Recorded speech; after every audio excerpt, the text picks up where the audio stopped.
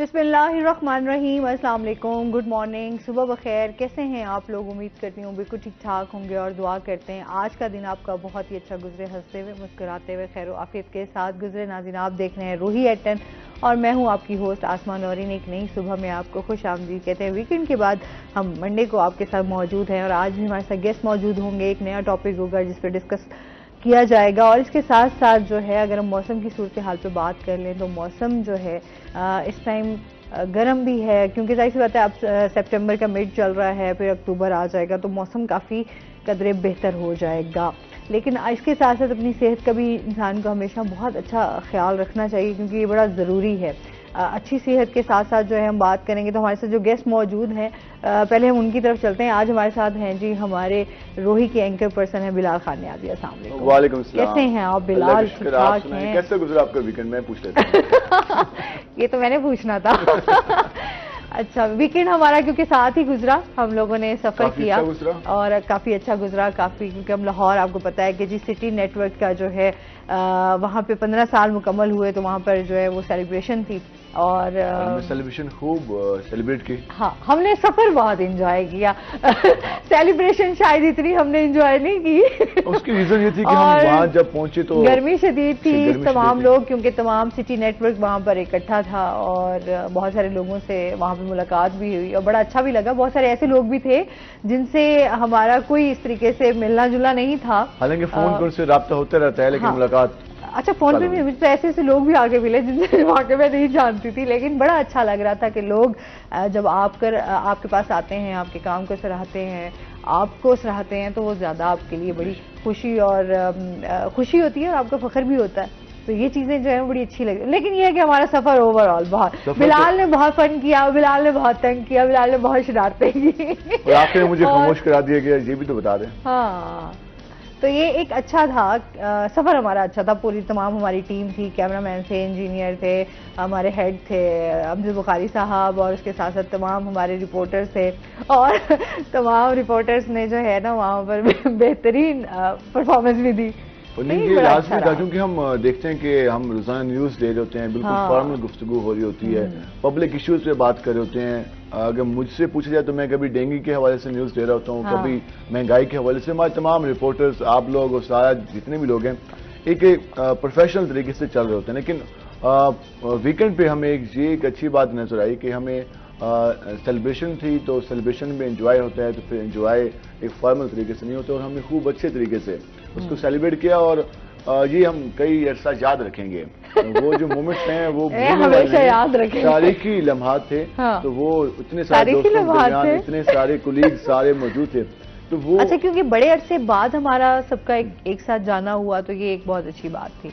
और हम लोग काफी अर्से से बल्कि सोच भी रहे थे कि यार हमारा कोई ट्रिप जाना चाहिए, कोई इस तरह पूरी टीम हमारी साथ हो। और ये अच्छा हुआ कि 15 जो हमारी सेलिब्रेशन थी 15 साल मुकम्मल हो गया और यकीनन अचीवमेंट भी बहुत ज्यादा है कि हम देखते हैं कि जिस तरह एक चैनल का आगाज हुआ उसके बाद पूरा नेटवर्क बन गया। अच्छा, और फिर हमें मोहसिन साहब के बड़ा वहाँ पर मिलने का जो मौका, क्योंकि पहले तो वो सिटी नेटवर्क के ऑनर, फिर इस टाइम सीएम पंजाब, लेकिन उसके बावजूद भी वो तमाम लोगों से मिले और उन्होंने इस हवाले से विस्तार से गुफ्तगू भी की और गपशप किस तरह लग रही थी।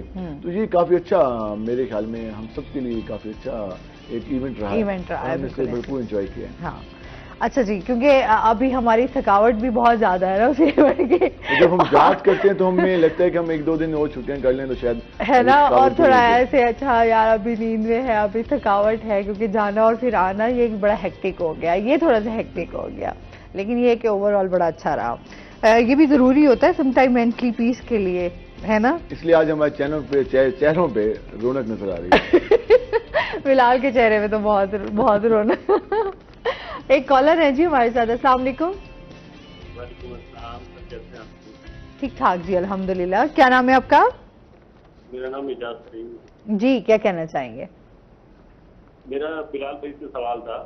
जी जी, आप माशाल्लाह हेल्थ रिपोर्टर हैं।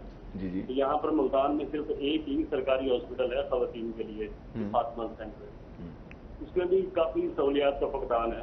अब तो माशाल्लाह वजीर आला भी आपके सहाफी हैं, कम से कम उनकी तवज्जो का मतलब तो बनवा सकते हैं। जी बिल्कुल जाज भाई, आपकी बात बिल्कुल दुरुस्त है कि जो हमारे यहाँ वाकई फीमेल के लिए फातिमा हॉस्पिटल जो है, ये शहबाज शरीफ पे जो जी जी बिल्कुल मैंने देखा, वहाँ पर बहुत कम सहूलियात हैं। एक मसला वहाँ पे सबसे ये है कि जो भी पेशेंट रेफर किया जाता है वो उसको निश्तर रेफर कर देते हैं। निश्तर का जो गायनी सेंटर है वो भी महदूद है, वहाँ भी ऑपरेशन के हवाले से वहाँ पे कम तादाद जगह मौजूद हैं, जिसकी वजह से जो स्पेशली हमारी खवातीन हैं उनको काफ़ी ज़्यादा मुश्किलात का सामना होता है और स्पेशली डिलीवरी के दौरान कई वक्त गुजर जाने की वजह से जो है खवातीन काफ़ी ज़्यादा परेशान भी होती हैं। और हमने देखा कि वहाँ पर कई इस हवाले से एक ऐसे अफसोसनाक वाक़यात भी नुमा हुए हैं। तो यकीनन इस पर आपकी बात बिल्कुल दुरुस्त, इजाज़ इसको मजीद हाईलाइट करने की ज़रूरत है। एक और hospital mother and child care पर काम जारी है, लेकिन लाजमी बात है कि उसका आगाज़ हुआ भी वो प्रोजेक्ट प्रोसेस में है, तो उसके आगाज़ के बाद भी सूरत बेहतर हो जाएगी। और निश्तर 2 के बाद भी, क्योंकि निश्तर 2 एक बहुत बड़ा मनसूबा है, उसके बाद भी हम देखेंगे कि ये जो सूरत हाल है हेल्थ के हवाले से काफ़ी बेहतर हो जाएगी। लेकिन अभी की अगर आज की बात करें, एक हफ्ते के बाद की बात करें या जो भी चंद महीनों की बात करें, तो यकीनन जो खवातीन के लिए हेल्थ फैसिलिटीज़ हैं वो बहुत कम है। अच्छा, ओवरऑल वैसे भी हम देखें तो माँ और बच्चे की सेहत पे हमेशा टॉपिक भी हमारा कभी सम टाइम होता है, हेल्थ के हवाले से भी बातचीत हो रही थी, पर उस तरीके से कभी इस तरह तवज्जो नहीं दी गई। हमारे यहाँ बड़ी खवातीन को प्रॉब्लम्स हैं, महकमा सेहत भी आता है और महकमा सेहत बयानात भी जारी करते हैं। हमारे यहाँ सबसे जो मेन मसला है वो है बयानात का, प्रैक्टिकल काम नहीं होता, ग्राउंड पे काम नहीं होता। सेहत की बात हो रही है ना बिलाल, आपकी बात जो है वो काट रही हूँ, माजरत। हमारे यहाँ अभी जो पानी जो है वो साफ नहीं है आ रहा, मुल्तान के स्पेशली जो पानी है साफ पानी फराहम नहीं कर रही, सरकार की तरफ से। और वैसे भी ओवरऑल हमारा सेवरेज के, क्योंकि यहाँ पे बहुत सारे मसाइल हैं जिसकी वजह से हमारे जो अब मुल्तान का पानी है वो बहुत ही बुरा हो चुका है, और स्पेशली उसकी वजह से बीमारियां बहुत ज्यादा फैल रही हैं। अच्छा, बच्चे बहुत ज्यादा बीमार हो रहे हैं क्योंकि बच्चों के इम्यून सिस्टम उस तरीके से स्ट्रांग नहीं होते, तो जो बीमारियां होती हैं वो फौरन अटैक करती हैं बच्चों के ऊपर। ज़ेर ज़मीन पानी तो हमारा पहले खराब हो चुका है। जो दूसरा जिम्मेदारी आ जाती है वासा पे, जो कि शहरियों से वाटर सप्लाई की कनेक्शन के और वाटर सप्लाई का बिल वसूल करता है। अब जो पानी लोगों के घरों में जा रहा है वो भी साफ नहीं है, तो फिर किस तरह से चीजें हम कह सकते हैं कि बेहतर हैं। अब एक्स्ट्रा बिल भी वासा भेजेगा क्योंकि अब टैरिफ में इजाफा हुआ है, तो फिर ऊपर से साफ पानी भी फराहम नहीं कर रहा। और जो हम जब लोगों से गुफ्तगू करते हैं, मैं जब प्रोग्राम कर रहा होता हूँ तो उनसे पूछता हूँ, स्पेशली अंदरून के इलाकों में, या आपके घर में पानी कैसा आता है, वो ये कहते हैं जब हम पानी का नल ऑन करते हैं तो उस वक्त पानी येलो कलर का आता है। मैंने कहा फिर आप क्या करते हैं, कहते हैं हम 5 मिनट चलने देते हैं, उसके बाद पानी साफ आना शुरू हो जाता है। ये कंसेप्ट आप अंदाजा लगाएं वो कैसे साफ हो सकता है। उसका कलर बेहतर हो जाता है, वो साफ नहीं होता, वो उसका कलर बेहतर हो जाता है और लोग समझते हैं कि पानी साफ हो गया। अच्छा, फिर जो फिल्ट्रेशन प्लांट्स लगाए गए हैं बहुत सारे तो बंद हैं, वो काम फिल्ट्रेशन प्लांट वासा का ये दावा है, वासा का दावा है कि हमारे 67 फिल्टर जो हैं वो बिल्कुल फाल हैं, लेकिन उसमें जो सबसे मेन प्रॉब्लम आ रहा है, मैं खुद इसका हम कह सकता हूँ आईनी शahid भी हूँ, क्योंकि जो हमारी कॉलोनी में फिल्टर प्लांट लगा हुआ है, वासा कहता है कि हमने तकरीबन 200 फुट से ज्यादा जो गहराई से वो पानी आता है, लेकिन उसका जो पानी का टेस्ट है वो बिल्कुल ख़राब है। जो हम बाहर से पानी खरीदते हैं उसका पानी का टेस्ट अलग है, क्योंकि जो वासा के फिल्टर प्लांट हैं उनके फिल्टर तब्दीली नहीं की जाते, वक्त पर तब्दील नहीं होती, 3-3, 4-4 महीनों बाद तब्दील होते हैं, जिसकी वजह से आर्सेनिक और बाकी जो पानी के में चीज़ें होती हैं उसकी वजह से पानी साफ नहीं आता, पानी का जायका भी अजीब सा आता है और लोग फिर वही बीमारियों का शिकार हो रहे हैं। हम देख रहे हैं किडनी पेशेंट में इजाफा हो रहा है, उसकी रीज़न ये है कि हमारे यहाँ पानी साफ नहीं है। अच्छा, और इसके साथ साथ आज हम ये भी डिस्कस करेंगे कि कायद-ए-आज़म का 75वां यौम वफ़ात आज मनाया जा रहा है, और हम सब एक बात करें तो कायद-ए-आज़म मोहम्मद अली जिन्ना ने जिस तरह एफर्ट्स की पाकिस्तान को हासिल करने के लिए पाकिस्तान बनाया, हम हमेशा बात करते हैं कि इस टाइम जिस मकसद के लिए पाकिस्तान को बनाया गया और उसको अलहदा किया गया, आज शायद वो मकसद भी हम भूल चुके हुए हैं, और जो उनकी नसीहतें थी या उनकी जो एफर्ट्स थी पाकिस्तान के लिए, पाकिस्तान के लोगों के लिए, वो मेरे ख्याल में आज कहीं हम देखते हैं तो वो आपको बहुत कहीं दूर दिखाई देती हैं। कायद-ए-आज़म मोहम्मद अली जिन्ना, जिस तरह हम उन्हें कायद-ए-आज़म कहते हैं, तो हमारे सबसे इस मुल्क के लिए उनकी खिदमात, इस मुल्क के हसूल के लिए उनकी काविशें जिस तरह से हैं, तो उस पर हम सब अपने कायद को सलामी पेश करते हैं। और हमेशा हम इस बात का जिक्र भी करते हैं कि एक गुलाम कौम की वो एक आज़ाद रहनुमा थे और उन्होंने क्योंकि अंग्रेज ने इस मुल्क पर और हिंदुस्तान पर हुक्मरानी की, 100 साल हुक्मरानी की, और उसके बाद उन्होंने जब मुल्क के हवाले से अपने फैसले देने का आगाज़ किया तो कायद आज़म ही वो वाहिद शख्सियत है जिन्होंने पाकिस्तान का मुकदमा लड़ा और पाकिस्तान के हवाले से उनको मौक़िफ़ ये पेश किया, दलील के ज़रिए उन्होंने मौक़िफ़ पेश किया कि अगर आप यहाँ से जा भी रहे हैं तो इस खित्ते में जो मुस्लिम कम्युनिटी है उसके लिए एक अलग जगह होनी चाहिए, क्योंकि यहाँ पर पहले ही बहुत ज़्यादा चीज़ें थी कि मतलब हिंदू मुस्लिम के हवाले से, तो वो जो उनकी मुतालबा था, वो जो उनकी बात थी, उसको तस्लीम किया गया। उन्होंने अपने दलाइल के ज़रिए उसको मनवाया। उसके बाद ये खित्ता पाकिस्तान की सूरत में एक नेमत की सूरत में हमको मिला। वो एक हम कहते हैं कि इस वक्त जो मौजूदा सूरत हाल है वो कुछ बेहतर नहीं है, लेकिन जिंदा कौमों पे इस तरह के मसाइल का सामना करना पड़ता है और इसी तरह से कौमें बनती हैं। और वो भी वक्त था कि कायद आज़म की शख्सियत पर हमारी कौम का इतना एतमाद था कि लाखों लोगों ने अपने घर बार छोड़कर कायद की एक आवाज़ पर पाकिस्तान का रुख किया और हम सब के जो दोस्त अहबाब हैं उनके बावजूद इसी तरह है। और आज भी हम ये समझते हैं जैसे कायद आज़म जैसे लीडर जो हैं वो हमें आज ज़रूरत भी है, क्योंकि जाहिर सी बात है कि जिस तरह उन्होंने एक पाकिस्तान के हवाले से मेहनत की और फिर जिस तरह वो कौम को लेकर चले, लोगों को लेकर चले, उनकी सोच चेंज की, तो आज भी उसी तब्दीली की, उसी सोच की बहुत ज़्यादा ज़रूरत है कि जिसमें हम लोग अपना एक, हम लोग कहते हैं कि आज़ाद हैं, वैसे हम लोग कहीं पे आज़ाद दिखाई नहीं देते, लेकिन बात ज़रूरी यहाँ पर है कि यहाँ की किसी हक जो हमारे राइट्स हैं ना, मेरे ख्याल में उन राइट्स का ख्याल रखना बहुत ज़्यादा ज़रूरी है। जाके रहमतुल्लाह अलैह ने ये फरमाया था कि हम इसको एक फलाई मुमलिकत बनाएंगे, हाँ। जहाँ पर तमाम लोगों को अपने बराबर देखा जाएगा होगी उनको, और इसके अलावा इस्लामिक कंट्री होगी जहाँ पर इसको हम एक ऐसी तजर्बागाह बनाएंगे कि हम दुनिया के लिए एक मिसाल साबित होंगे। लेकिन बदकिस्मती से कि हमने कायद के उस फरमान को भुला दिया। हमने तजर्बागाह बनाया है, लेकिन हमने वो तजर्बागाह बनाया है क्योंकि तजर्बात हमारे मुल्क में बहुत हुए हैं, तो वो तजर्बे इस तरह से किए गए हैं कि उसका नुकसान इस कौम को हुआ है। तो बेहतर है कि अगर हम कायद के जो फरामीन हैं, कायद का जो हम मकसद था उसको हम याद रखें, उस पर अमल दरामद करें, नजरिया पाकिस्तान को याद करें, तो जो हमारे मुल्क के मसाइल हैं और जो हमें ज़्यादा एक प्रॉब्लम का सामना होता है कि हम बिखरे हुए नजर आते हैं, तो हम बिखरे हुए दिखाई नहीं देंगे, हम एक कौम की तरह नजर आएंगे। तो कायद के जो फरामीन इसमें हम देखते हैं कि अल्लामा इकबाल का किरदार, लियाकत अली खान हमारे जो फर्स्ट प्राइम मिनिस्टर है, और जब वो शहीद हुए तो वो कहा जाता है कि जब उनके कपड़े वो जब जख्मी थे हॉस्पिटल में ले गए तो उनके जो वो बुनियान पहने हुए थे उस पर भी वो थे, वो पुरानी थी, हालांकि वो प्राइम मिनिस्टर थे। होने तो ये चाहिए था, जिस तरह हम देखते हैं कि आज प्राइम मिनिस्टर बनते हैं, शेरवानी बनवाते हैं, उनका ड्रेस लाखों करोड़ों पैक होते हैं, और वो भी लोग थे जिन्होंने अपनी जायदादें सारा कुछ छोड़कर इस मुल्क पे के लिए कुर्बान किया।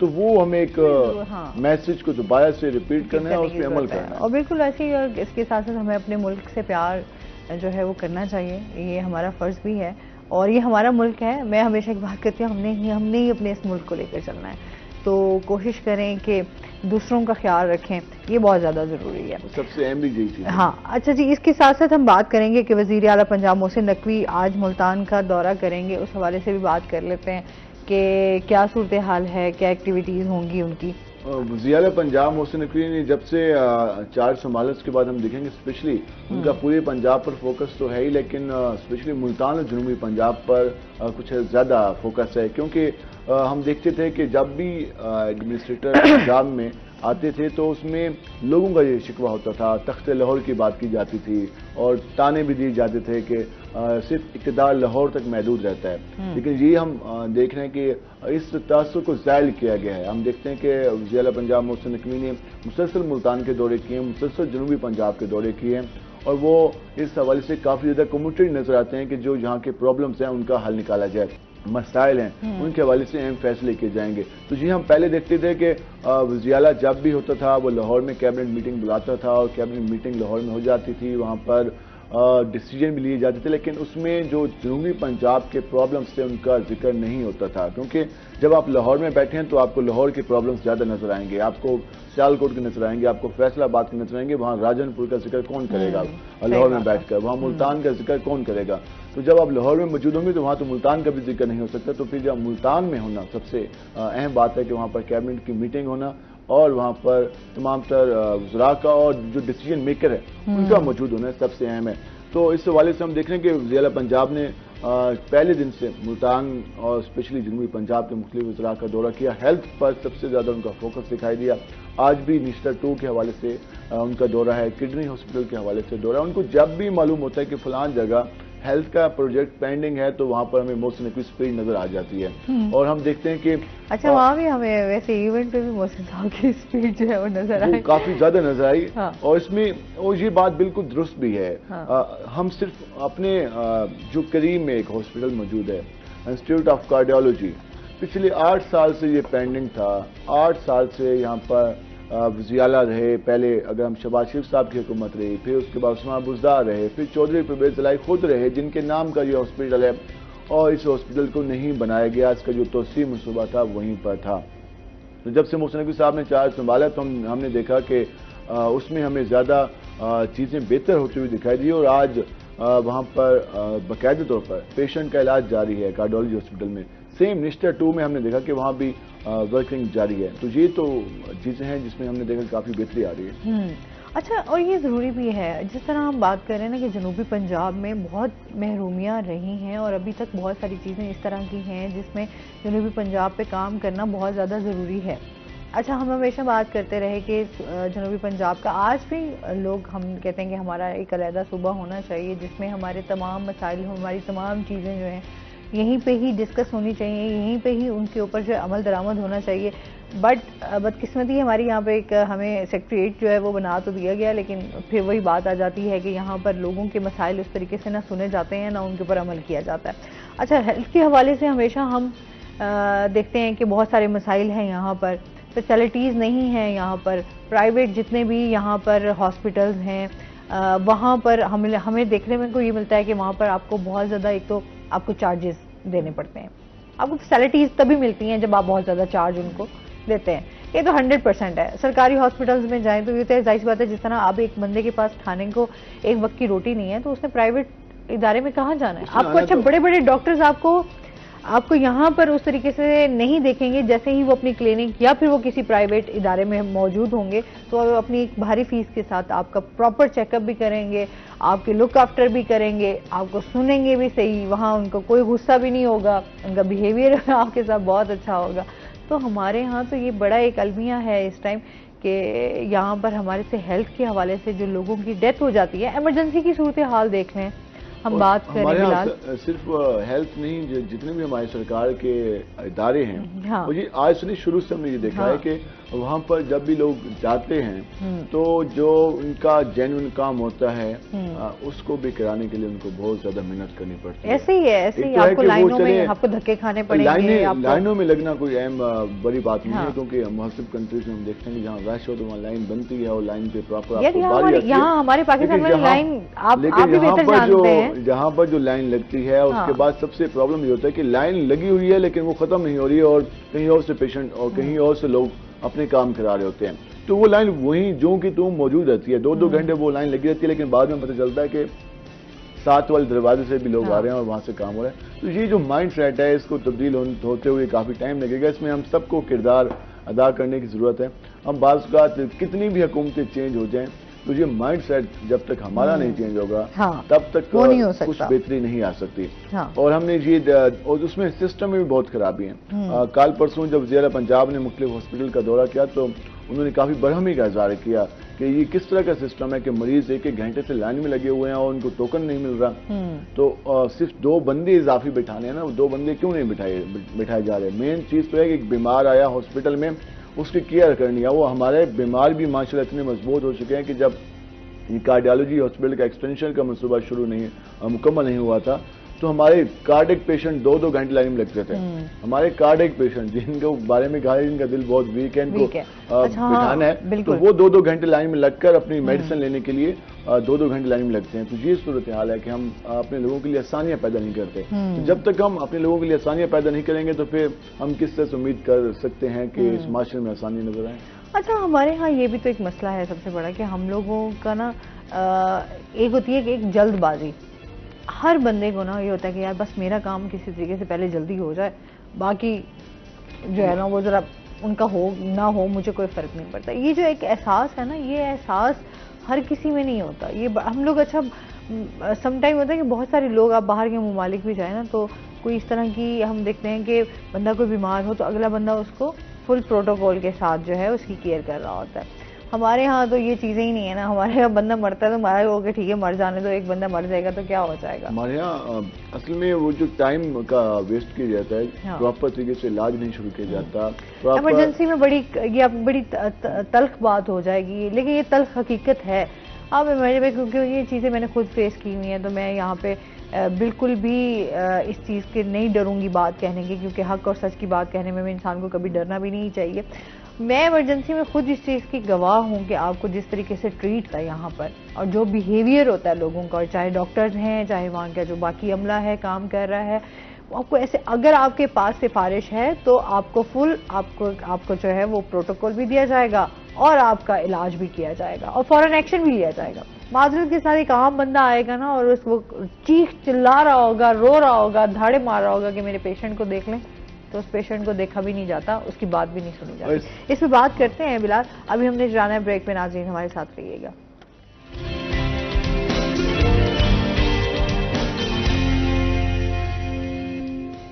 वेलकम बैक नाज़रीन, रोही एट 10 में आपको खुश आमदीद कहते हैं और चलते हैं अपने सेगमेंट की तरफ, टुडेज वेदर।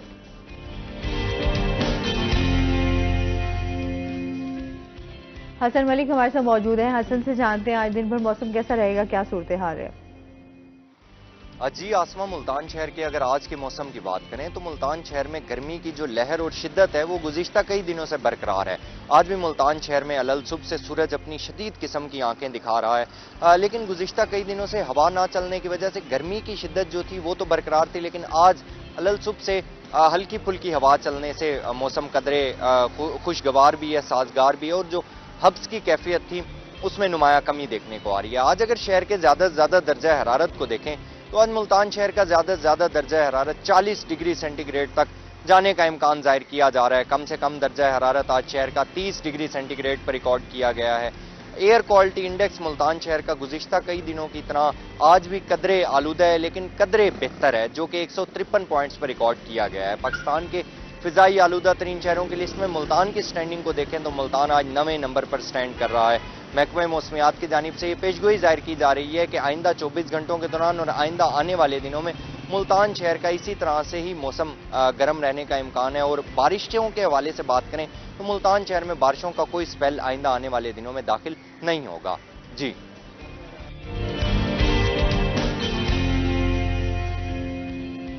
बहुत शुक्रिया हसन मलिक आपका।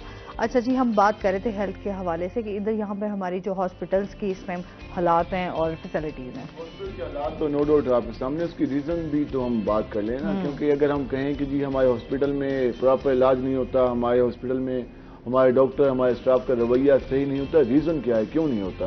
उसकी वजह यह है कि हमारे हॉस्पिटल नए बनाए ही नहीं गए। एक ही हॉस्पिटल है, वहाँ पर पेशेंट गैस्ट्रो का पेशेंट भी वहीं पे जा रहा है, और उसके अलावा जिसको वैसे कोई बदहजमी हुई है वो पहुंचा हुआ है, और किसी को गोली लगी है तो वो भी वहीं पे पहुंचा हुआ है। तो हमने तो चीज़ें डिवाइड ही नहीं की। तो अगर हमारे यहाँ प्रॉपर सेटअप बनाए जाते, प्रॉपर तरीके से हॉस्पिटल होते, तो हमारे यहाँ सूरत हाल बेहतर होती। और जिस तरह से अब फर्स्ट किया हमारे पास कार्डिक का है, फर्स्ट किया हमारे पास मदर एंड चाइल्ड हॉस्पिटल का इजाफा होगा इन फ्यूचर इंशाल्लाह, इंस्टा 2 का इजाफा हो जाए, उसके अलावा चिल्ड्रन हॉस्पिटल है, इसके साथ जो कैंपस है, तो जब पूरा सेटअप मौजूद होगा तो चीज़ें बेहतर होंगी। लेकिन सिर्फ एक निश्तर आपके सामने मौजूद हो, पूरे जनूबी पंजाब से बलूचिस्तान से पेशेंट यहाँ पे आ रहे हो, और आपके पास ना तो प्रॉपर बजट हो, ना प्रॉपर स्टाफ हो, और ना प्रॉपर सहूलियात हो, मेडिसिन भी प्रॉपर नहीं होंगी, तो वहाँ पर सिर्फ टाइम गुजारा जाएगा, वहाँ पर प्रॉपर। अच्छा, आप चाहे शुगर के कितने पेशेंट हैं वो बेचारे परेशान होते हैं क्योंकि उनको इंसुलिन यहाँ से नहीं मिल रही होती, उनकी मेडिसिन यहाँ, और आपको पता है कि इंसुलिन जो है वो एक्सपेंसिव भी है। अब बाहर से आप लें तो आपको वो महंगे दामों में भी आपको खरीदनी पड़ेगी, और डेली की बेसिस पे जो लोग हैं उनको ज़्यादा मुश्किल। इंसुलिन का प्रॉब्लम काफी मंथ से चल रहा है, यहाँ पर से नहीं कह सकते, निश्तर में सैकड़ों पेशेंट बहुत टाइम से ये चीज़, और वहाँ भी लोग इस चीज़ को फेस कर रहे हैं। मार्केट में इसकी कीमत में दिन ब दिन इजाफा ब्लैक में अब मिलती है, तो उसके अलावा बाकी जो मेडिसिन है उसमें भी काफ़ी ज़्यादा प्रॉब्लम का सामना है। तो इस हवाले से हुकूमत को चाहिए कि वो जो मेडिसिन के मामला हैं उनको बेहतर बनाए। लेकिन इसमें वही बात आ जाती है कि निश्तर हॉस्पिटल को जितना भी बजट दे दिया जाए मेडिसिन का, वो मसला हल नहीं हो सकता, क्योंकि जो हॉस्पिटल है वो 1700 बेड का है और हॉस्पिटल को 1700 बेड के हिसाब से मेडिसिन मिलनी है। लेकिन जब पेशेंट वहाँ पर 3000 होंगे तो वो 1300 इजाफी मरीजों के लिए कहाँ से मेडिसिन आएंगी।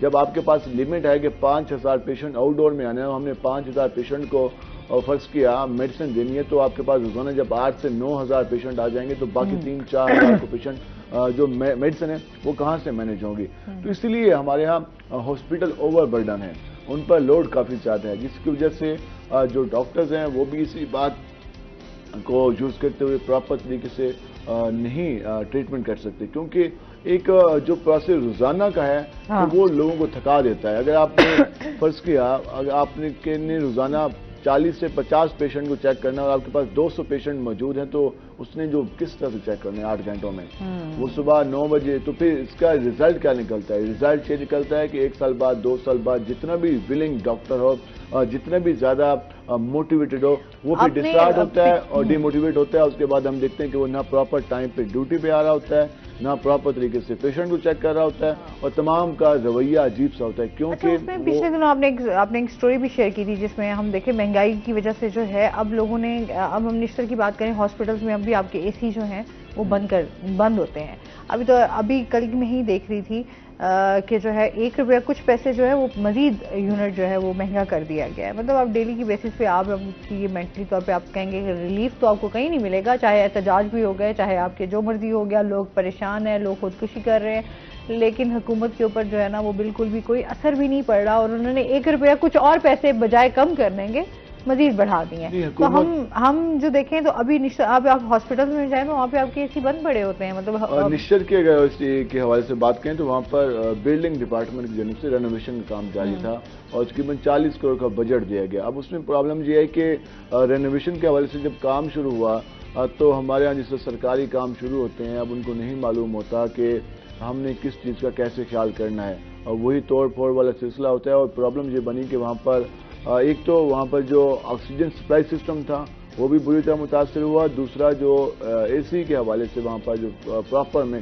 सिस्टम बनाया गया था वो भी मुतासर हुआ। और निश्तर के मुख्तलिफ वार्ड में एसी हमने कई देखी कि बंद थे, उससे पंखे चलाए गए और पंखों से काम चलाया गया। तो ये सूरत हाल है। अब इन्होंने कोशिश की थी कि हम सोलर पे भी कन्वर्ट कर दें, बाकी प्रॉब्लम वो भी चीज़ें मैनेज करें, लेकिन हमारे यहाँ उस तरह से उसमें आप जाएंगे सोलर पे, हाँ मैकेनिज्म ही उस तरीके से। और कभी भी हमारे यहाँ ये चीजें बहुत, कभी भी प्लानिंग के तहत तो कभी कोई चीज हुई नहीं है ना प्लान किया जाता है। होने की रीजन ये कि हमारे यहाँ जब भी कॉन्ट्रैक्ट शुरू होता है, कॉन्ट्रैक्ट से पहले ही हमारे यहाँ चीजें मैनेज होना शुरू हो जाती हैं और पहले दिन से उस करप्शन का आगाज होता है जो कि आखिरी दिन तक जारी रहता है और जब तक वो आखिरी बिल साइन नहीं हो जाता तब तक वो पैसों की बंदर बांट लगी रहती है। तो फिर किसी का फोकस काम पे होते नहीं है, सबका फोकस अपने हिस्सों पे होता है, जिसकी वजह से हमारे यहाँ जो भी प्रोजेक्ट बनता है उसमें उस तरह से शफाफियत नजर नहीं आती, उस तरह से वो अपने टाइम में मुकम्मल नहीं हो पाता, क्योंकि हमारे यहाँ तमाम तरह लोगों का फोकस किसी और जानिब होता है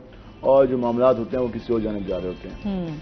अच्छा, फिर इसके साथ साथ जिस तरह वायरल डिजीज हम बात करें, डेंगू जो है वो हमेशा हम देखें अभी तक उसका मुकम्मल तौर पे हम खात्मा नहीं कर सके। डेंगू की अभी दोबारा से जो है सूरत हाल, क्योंकि मौसम जैसे ही थोड़ा सा चेंज होता है तो डेंगू जो है वो एक दफा फिर सर उठा लेता है। अभी डेंगू के काफी मरीजों में जो है उसमें भी इजाफा हुआ है। इस बात तो और पहले हम देखते थे कि जैसे मौसम स्पेशली सितंबर का, अक्टूबर का ये जब सीजन आता था तो डेंगू में हमें ज्यादा इजाफा दिखाई देता था और पेशेंट आते थे, लेकिन इस बार तो हमने जून जुलाई में भी पेशेंट देखे हैं और वो सिलसिला बाकायदगी से जारी रहा है। और एक दिन भी जो हमारी डेंगू वार्ड निश्तर में मौजूद है वो एक दिन भी खाली नहीं रही। हम चले कोविड के हवाले से पिछले अल्हम्दुलिल्लाह चंद महीनों से एक पेशेंट नहीं आया, वो बिल्कुल ही खाली नजर आ रही है। लेकिन डेंगू में मई में शदीद गर्मी थी लेकिन डेंगू वार्ड में पेशेंट मौजूद थे, जून में शदीद गर्मी थी, डेंगू वार्ड में पेशेंट मौजूद थे, जुलाई में भी मौजूद थे और अभी कुछ ज्यादा मौजूद हैं पेशेंट। और रोजाना हम देख रहे हैं कि 7-8 पेशेंट पॉजिटिव डेंगू के आ रहे हैं और हम देखते हैं कि 17 से 20 पेशेंट रोजाना के हिसाब से जो निश्तर हॉस्पिटल की डेंगू वार्ड में एडमिट हो रहे हैं उसके जो शुबा में। अब इसमें अभी तक लोगों को, अभी ये वो लोग हैं डेंगू से मुतासर हो चुके हैं या मुतासर होने वाले हैं या उनमें अलामात जाहिर होना शुरू हो चुके हैं, वो हॉस्पिटल पहुंच नहीं पाए, क्योंकि रोजाना मुझे कई लोगों की कॉल्स आती हैं कि यार हम डेंगू के हवाले से टेस्ट कहाँ पे कराएं।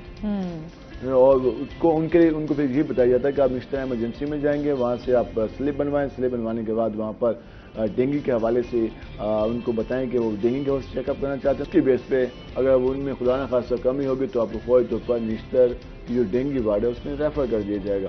तो लोगों को भी चाहिए कि अगर उनमें इस हवाले से उनका बुखार काफ़ी ज़्यादा आ रहा है, उनको अलामात इस तरह की तय हो रही है, वो फौरी तौर पर कम से कम निश्तर इमरजेंसी में चले जाएँ। रश ज़्यादा होगा तो उससे ज़्यादा आपने परेशान नहीं होना, क्योंकि लाजमी बात है कि अपनी सेहत सबसे अहम है। टाइम थोड़ा सा निकाल के वहाँ लाजमी जाएं और इन चीज़ों को इग्नोर ना करें।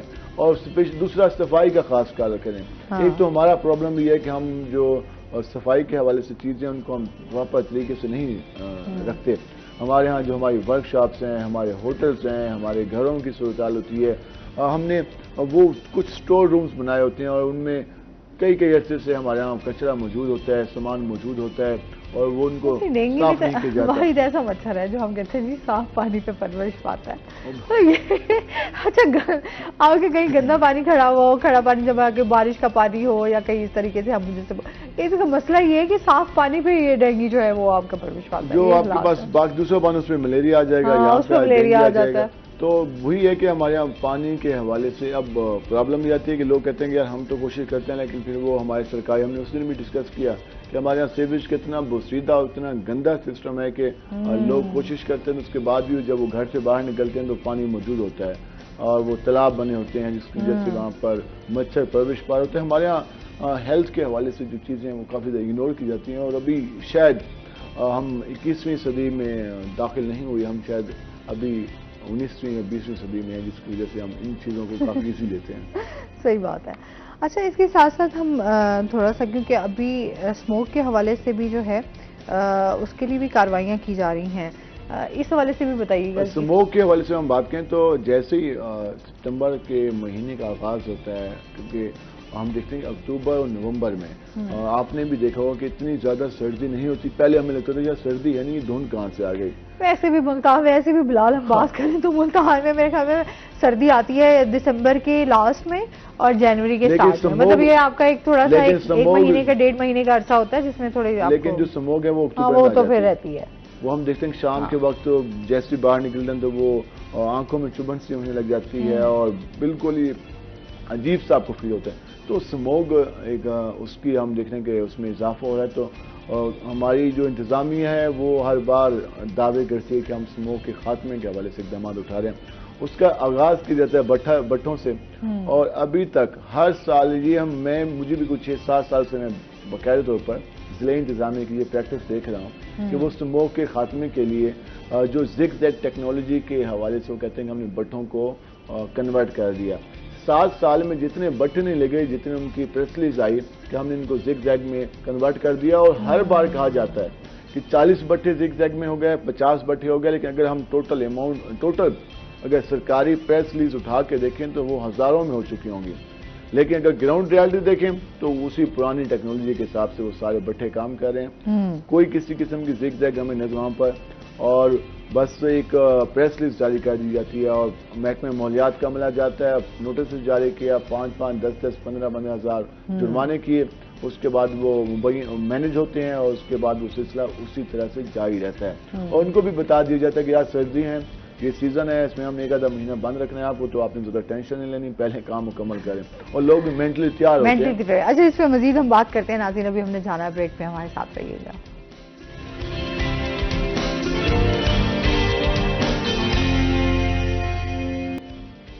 वेलकम बैक नाज़रीन, रूही 10 में आपको खुश आमदीद कहते हैं और इसके साथ ही चलते हैं अपने सेगमेंट की तरफ, आज के भाव।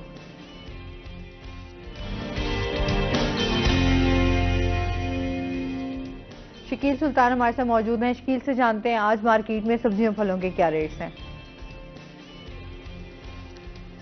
जी, मुल्तान शहर की सब्जी और फलों की मार्केट में आज के ताज़ा भाव की बात की जाए तो गुज़िश्ता एक हफ्ते में सब्जियों और फलों की कीमतों में 50 रुपए तक का इजाफा हुआ था, जो कि इस हफ्ते के इस पहले दिन में कोई उतार चढ़ाव नहीं देखा गया आम मार्केट की बात करें तो। जबकि सरकारी रेट लिस्ट में सब्जियों और फलों की कीमतों में 5 से 15 रुपए का उतार चढ़ाव देखा गया है। आज के ताज़ा भाव की बात करें, दोनों तरफ सब्जी फलों की सरकारी कीमत और उसके साथ आम मार्केट की कीमत में अदरक जो है वो भी 1000 रुपये फी किलो पर बरकरार है। और लेकिन उसकी जो सरकारी कीमत है वो 856 थी, अब कम होकर 834 हो गई है। लहसुन मार्केट में 320 रुपये तक फरोख्त हो रहा है। जो चाइना लहसुन है, देसी लहसुन 200 से 300 के दरमियान में फरोख्त हो रहा है, लेकिन सरकारी कीमत जो है वो मार्केट कीमत से काफ़ी कम है। इसी तरह मौसमी सब्जी टिंडा 240 रुपये फी किलो तक दस्तियाब है, जबकि शिमला मिर्च 160 रुपये फी किलो में फरोख्त हो रही है। दीगर सब्जियों की बात करें जिसमें हरी मिर्च और टमाटर 120, भिंडी और अरवी भी जो है वो 120 रुपये फी किलो में दस्तियाब हैं। इसके साथ प्याज 100 रुपये फी किलो में आम मार्केट में, और इसके साथ आलू जो है वो भी 80 से 100 रुपये फी किलो में फरोख्त हो रहे हैं। लेकिन इनकी जो सरकारी कीमतें हैं वो 100 से कम है, 70 से 100 के दरमियान है, लेकिन मार्केट में जो है वो 100 से ज़्यादा जो कीमत पर फरोख्त हो रहे हैं। इसी तरह अगर फलों की बात की जाए, फलों में अंगूर सरकारी कीमत में 378, जबकि मार्केट में 400 से 450 रुपये फी किलो तक फरोख्त हो रहे हैं। सुंदरखानी अंगूर जो है वो दूसरे अंगूर से महंगा है। उसके साथ सेब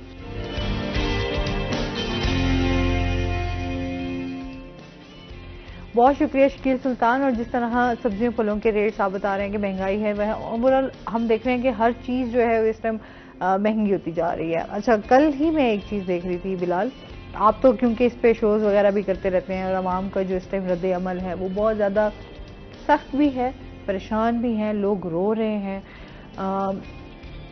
एक तो चीनी के हवाले से हमें बहरान देखने को मिल रहा है। सेकेंडली, जहाँ कहीं स्टोर से आपको चीनी मिल रही है वो बहुत ही गंदी क्वालिटी की आपको जो है वो चीनी मिल रही है।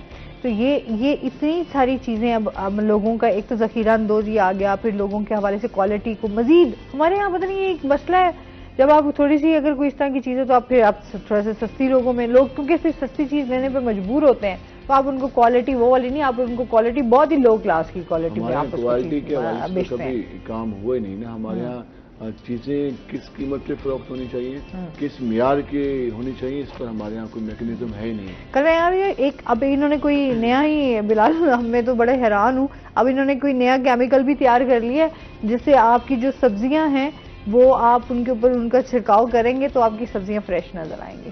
तो अब ये हालात हैं, अब लोगों की सेहतों के साथ इस तरह भी खेला जाएगा। हमारे यहाँ इस तरह के तरीक़ाकार तो है काफ़ी पुराने तरीके से कई ऐसे से यूज़ किए जा रहे हैं। मेन प्रॉब्लम ये है कि हमारे यहाँ प्रॉपर मैकेनिज्म नहीं है। हमारे यहाँ जो मार्केट कमेटी है उसने अभी तक उसने अपने नए दौर के मुताबिक उसने अपने आप को अपडेट ही नहीं किया। आप मार्केट में जाएं, आप जब मंडी में जाएंगे जो मार्केट कमेटी के आप लोगों से मिलेंगे, आपको अंदाजा होगा कि उनके पास जितना जो उनकी हालत है और जो जिस तरीके से वो उस मार्केट को मैनेज कर रहे हैं, तो आपको उस पर भी रोना आएगा कि हमारे यहाँ किस तरह का सिस्टम मौजूद है। हमारे यहाँ होना तो ये चाहिए था कि अगर प्रॉपर डिमांड एंड सप्लाई के मुताबिक मार्केट को मैनेज किया जाए, मालूम हो पूरे एक हफ्ते का डाटा मौजूद होना चाहिए कि हमारे यहाँ किस हिसाब से सब्जी पहुँच रही है, कहाँ से पहुँच रही है, कितनी मिकदार में पहुँच रही है, और हम कहाँ कहाँ इसको सप्लाई कर रहे हैं, हमारी मार्केट्स की डिमांड पूरी हो रही है कि नहीं हो रही। इस तरह का सिस्टम मौजूद नहीं है।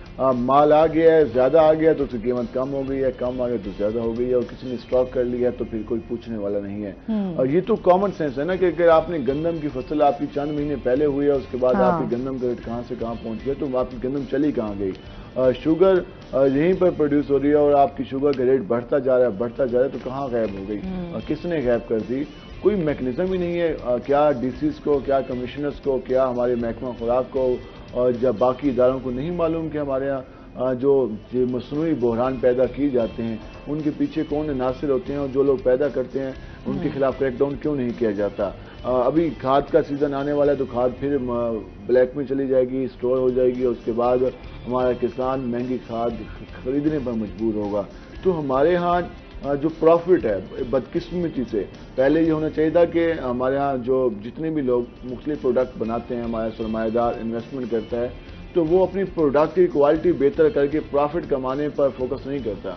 वो ये पर फोकस करता है कि मैं इसको स्टॉक कर लूंगा तो उसकी कीमत में इजाफा हो जाएगा, फिर मैं प्रॉफिट कमा लूंगा। दुनिया जहाँ में जो भी प्रोडक्ट बनती है उसकी मियार में इजाफा किया जाता है। जब उसका मियार बेहतर होता है तो उसकी परचेसिंग बढ़ जाती है और उसको प्रॉफिट मिलता है उन कंपनीज को। हमारे यहाँ प्रॉब्लम है कि हमारे यहाँ मियार को बेहतर नहीं बनाया जाता, हमारे यहाँ स्टॉक कर ली जाती है, और स्टॉक करने के बाद उसकी जो कीमत है मसनूई तरीके से उसको पता नहीं कहाँ से ले चला जाते हैं, और फिर वो डबल से 3 गुना उस पर जो सरमायादार होता है, जो हमारे यहाँ स्टॉकिया मौजूद होता है, वो उससे पैसे कमाता है और उसके बाद फिर अगले साल की वो प्लानिंग करता है, वो फिर सरमाया जमा करता है, फिर वो कहते हैं फलां जिनास को मैंने इस पर मार्केट से गायब करना है। और वो इसी चक्कर में हर सीजन में चाहे आटे का बहरान हो जाए या फिर चीनी, फिर आपके ना जो आपके खाने आटा पीने महफूज की, है, ना हाँ, उनसे चीनी महफूज है, ना उनसे खाद महफूज है, ना उनसे जो मूंग है वो कोई भी चीज उनसे महफूज नहीं है, क्योंकि उनका सिर्फ फोकस है कि हमने मार्केट से चीज उठानी है, प्रॉफिट कमाना है, स्टॉक करनी है,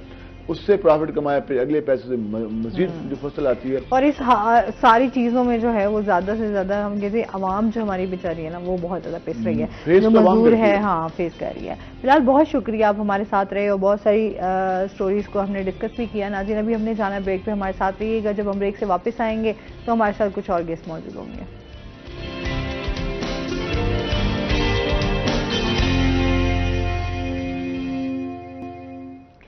वेलकम बैक नाजरीन, रोही एट 10 में आपको खुश आमदीद कहते हैं और ब्रेक के बाद हमारे साथ गेस्ट मौजूद हैं, उनकी तरफ चलते हैं। आज हमारे साथ हैं जी ज़हूर अहमद धरेजा साहब, हमारे साथ मौजूद हैं, जो कि चेयरमैन पाकिस्तान कौमी कौंसिल से हैं। अस्सलाम वालेकुम, कैसे हैं आप? ठीक ठाक हैं? वेलकम करते हैं अपने शो में आपको। और इसके साथ ही जो हमारे दूसरे गेस्ट हैं आज हमारे साथ हैं जी मलिक रियाज अहमद फहीम साहब, हमारे साथ मौजूद हैं, जो कि ब्रॉडकास्टर भी हैं और रेडियो पाकिस्तान से इनका ताल्लुक है और इसके साथ साथ स्क्रिप्ट राइटर भी हैं, ड्रामा डायरेक्टर भी हैं। तो आज हमारे साथ शो में मौजूद है। अस्सलाम वालेकुम, कैसे हैं आप? ठीक ठाक हैं? वेलकम कहते हैं अपने शो में आपको। Thank you so much. अच्छा जी, आज जो है ज़हूर साहब से हम डिस्कस करने जा रहे हैं कि इस्लामाबाद में जो है कौंसिल होने जा रही है पाकिस्तान के हवाले से, सूबे के हवाले से, तो उस पर डिस्कस करेंगे। और साथ साथ इस टाइम जो हमारे हम देख रहे हैं कि जनूबी पंजाब को देखकर शायर और अदीब जो हैं उनके क्या क्या मसाइल हैं उनको भी उजागर करेंगे।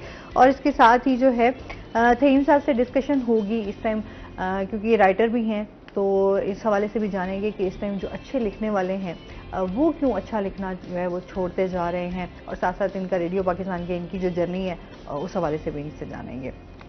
सर, क्या हालचाल है? ठीक ठाक हो? तबीयत से ठीक है? बिल्कुल ठीक, आप ठीक हो? अल्हम्दुलिल्लाह। अच्छा, इन्हें नाल जरा है असां इस्लामाबाद सुबह पाकिस्तान कॉन्फ्रेंस थी हुई है, वो हवाले नाल सा को दसाओ जी। बहुत मेहरबानी। सब तो पहले तो मैं रोही का शुक्रगुजार हाँ, तुहाडा शुक्रगुजार हाँ।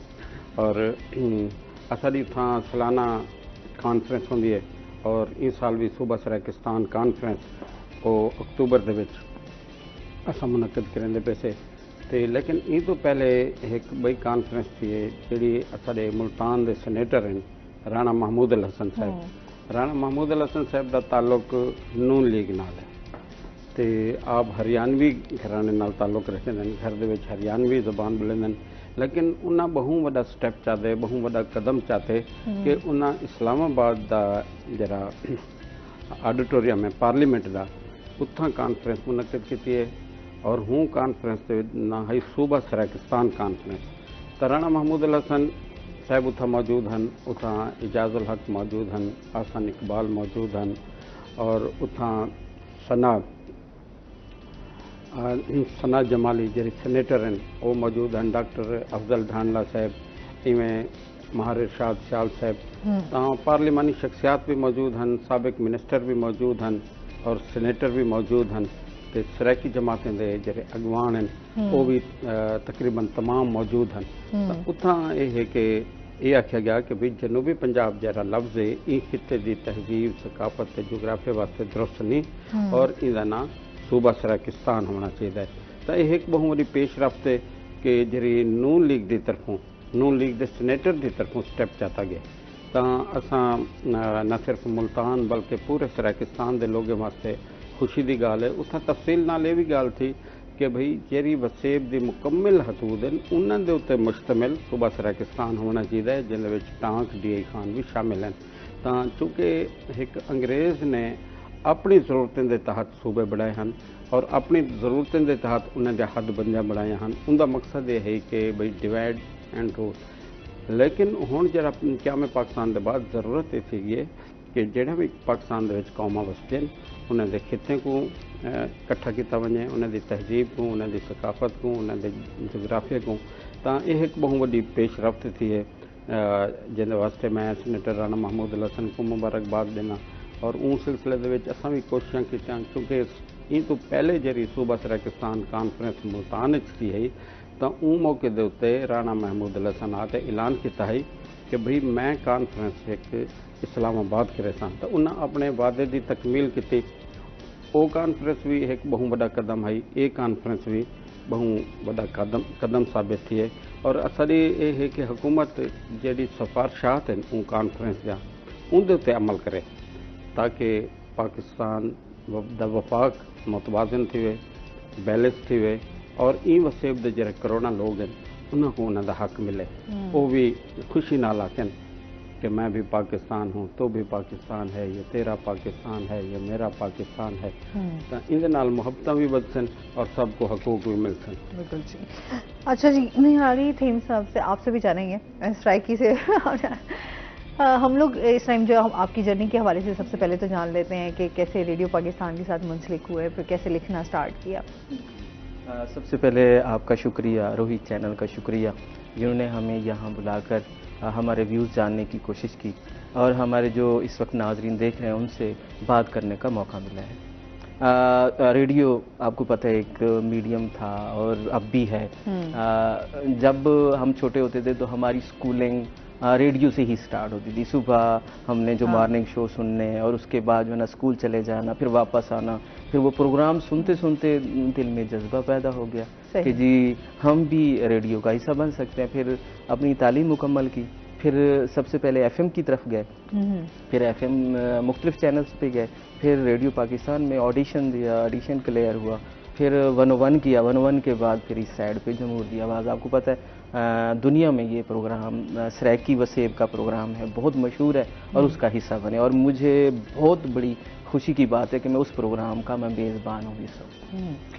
तो उस प्रोग्राम के हवाले से जो है वो आप थोड़ा सा हमें बताइएगा, क्योंकि जाहिर सी बात है हमारे यहाँ पर स्ट्राइकियों की स्पेशली जो है वो तादाद, जिस तरह अभी जैसे हम बात करते हैं रेडियो पाकिस्तान का ना हमेशा एक बड़ा अपना मुनफरिद अंदाज भी रहा है और वो किरदार भी रहा है। और अभी तक जैसे हमें बहुत ज़्यादा, जैसे अभी सैलाबी सूरत हाल पिछले साल भी रही और अब भी हमें बहुत सारी ऐसी इन्फॉर्मेशन होती है जो हम टीवी तो हमारे पास मुयसर नहीं होता, लेकिन अगर हमारे पास रेडियो है तो हम बहुत सारी इन्फॉर्मेशन जो है वो रेडियो से हासिल कर सकते हैं। तो आपके प्रोग्राम के थ्रू जो है वो क्या इन्फॉर्मेशन जाती है, किस तरह का प्रोग्राम करते हैं आप? जी, हमारा आपको पता है कि 1 घंटे का प्रोग्राम होता है, उसमें खालिस्तान वसेब के लोगों के लिए देहाती प्रोग्राम होता है। उसमें हम ना अपनी जो सकाफत है हम वो सकाफत डिस्कस करते हैं। हम जो दिन भर के जो लोग काम करके आके बैठते हैं उनकी रात की जो कचहरी होती है उनको हम सजाते हैं, उनको हम उनके मसाइल डिस्कस करते हैं, उनकी बातें करते हैं। और हम आपको पता है कि जी हमारी सराकी ज़बान जो है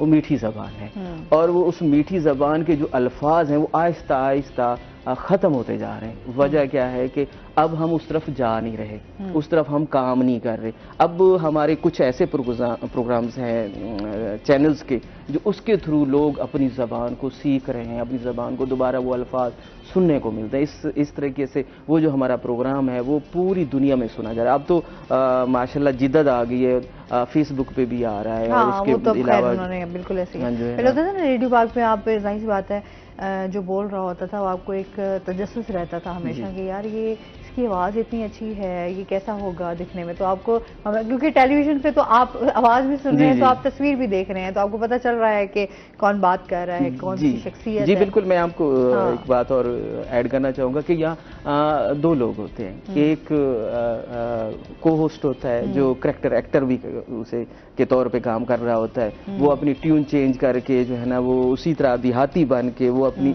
मासूमाना अंदाज से जो है ना वो बात कर रहा होता है, जिससे वो जो व्यूवर है, जो लिसनर है, वो उससे वो इंजॉय कर रहा होता है। वो अपने जो दिन भर की जो उनके मसाइल हैं, थकन है या इस तरह का उसका सिलसिला है वो भुला कर रात को सुकून के साथ सोता है, सुबह फिर अपने कामों पे चले जाते हैं। ऐसे ही है बिल्कुल। तो फिर कैसा रिस्पांस मिलता है? लोगों की कॉल्स आती हैं? बहुत अच्छा रिस्पांस, मैं आपको बता नहीं सकता। कॉल्स जब आती हैं तो अगर उनका हम नाम शामिल कर लें, यकीन जानिए वो थैंक्स के मैसेज करते हैं, फिर उसके बाद कॉल करते हैं, कॉल करने के बाद बार बार दावत देते हैं कि आए हमारे पास, चक्कर लगें। आपको पता है कि जब बंदा होस्ट होता है, मेज़बान होता है, उसके पास और भी मसाइल होते हैं। तो क्योंकि हमारी शनाख्त सिर्फ वॉइस के जरिए है, वो हमारा नाम जानते हैं, हमारी आवाज़ को पहचानते हैं, अदरवाइज शक्ल तो वो नहीं देखते। अब फेसबुक तो पे शुरू हो गया, पहले ऐसा नहीं होता था। हाँ, अब तो लोग पहचानने लग गए होंगे कि जाहिर सी बात है कि ये रेडियो पाकिस्तान के साथ मुंसलिक हैं, तो ये शख्सियत है जो प्रोग्राम कर रही होती है। तो ओवरऑल आपका जो सफर है वो बेहतरीन रहा जी, अल्हम्दुलिल्लाह। अच्छा, राइटिंग की तरफ कैसे आए? मतलब स्क्रिप्ट राइटर भी हैं, ड्रामाज भी लिखे हैं, तो ये इस हवाले से असल में जब मैं कॉलेज पढ़ता था तो मैंने वहीं से स्टार्ट किया था। पहला मेरा स्टेज प्ले था, कॉलेज में हम पढ़ते थे, हम हॉस्टल की लाइफ के ऊपर मैंने लिखा था, फिर उसके बाद हमने उसको परफॉर्म किया था। वो मुझे अच्छा लगा, तो मेरे वहाँ टीचर थे, उन्होंने मुझे इनकरेज किया कि आप इस तरफ आएँ, लिखें। फिर मैंने मास्टर भी उर्दू में किया, फिर साथ साथ मैंने लिखना स्टार्ट शुरू किया। तो मेरा पहला जो प्ले आर्ट काउंसिल मुल्तान में ही हुआ था, तो वो तकरीबन कंपटीशन का था, उसमें अल्हम्दुलिल्लाह हमने अच्छे मार्क्स में विन किया था। फिर इस आहिस्ता आहिस्ता इस तरफ टीवी की तरफ, फिर उसके बाद जो है फिल्म की तरफ। आपको पता है जब इंसान एक साइड पे कदम रख लेता है तो लोग मिलते जाते हैं, फिर एक कारवां बनता जाता है। अच्छा, फिल्म्स के ऊपर भी आपने अपने अच्छा अपने वसेब सराय की वसेब की बहुत सारी फिल्में लिखी हैं। अच्छा। और उसको बनाया भी है। फिर उसके बाद क्योंकि असल में जब आप जो इश्यूज होते हैं आपको मुआशरे में नजर आते हैं, फिर आप उसको लिखना चाहते हैं। जब लिख लेते हैं तो दो चीजें होती हैं, लिख के या तो आप बुक छपवा लें या आप उसे डायरेक्ट करवा लें या फिल्म बना लें, इस तरीके से। फिर उसके बाद आप जो है ना अपने मसाइल लोगों को बता रहे होते हैं, या अपने वसेब के मसाइल बता रहे होते हैं कि जी ये मेरे मसाइल हैं और हम इसको इस तरीके से हल कर सकते हैं।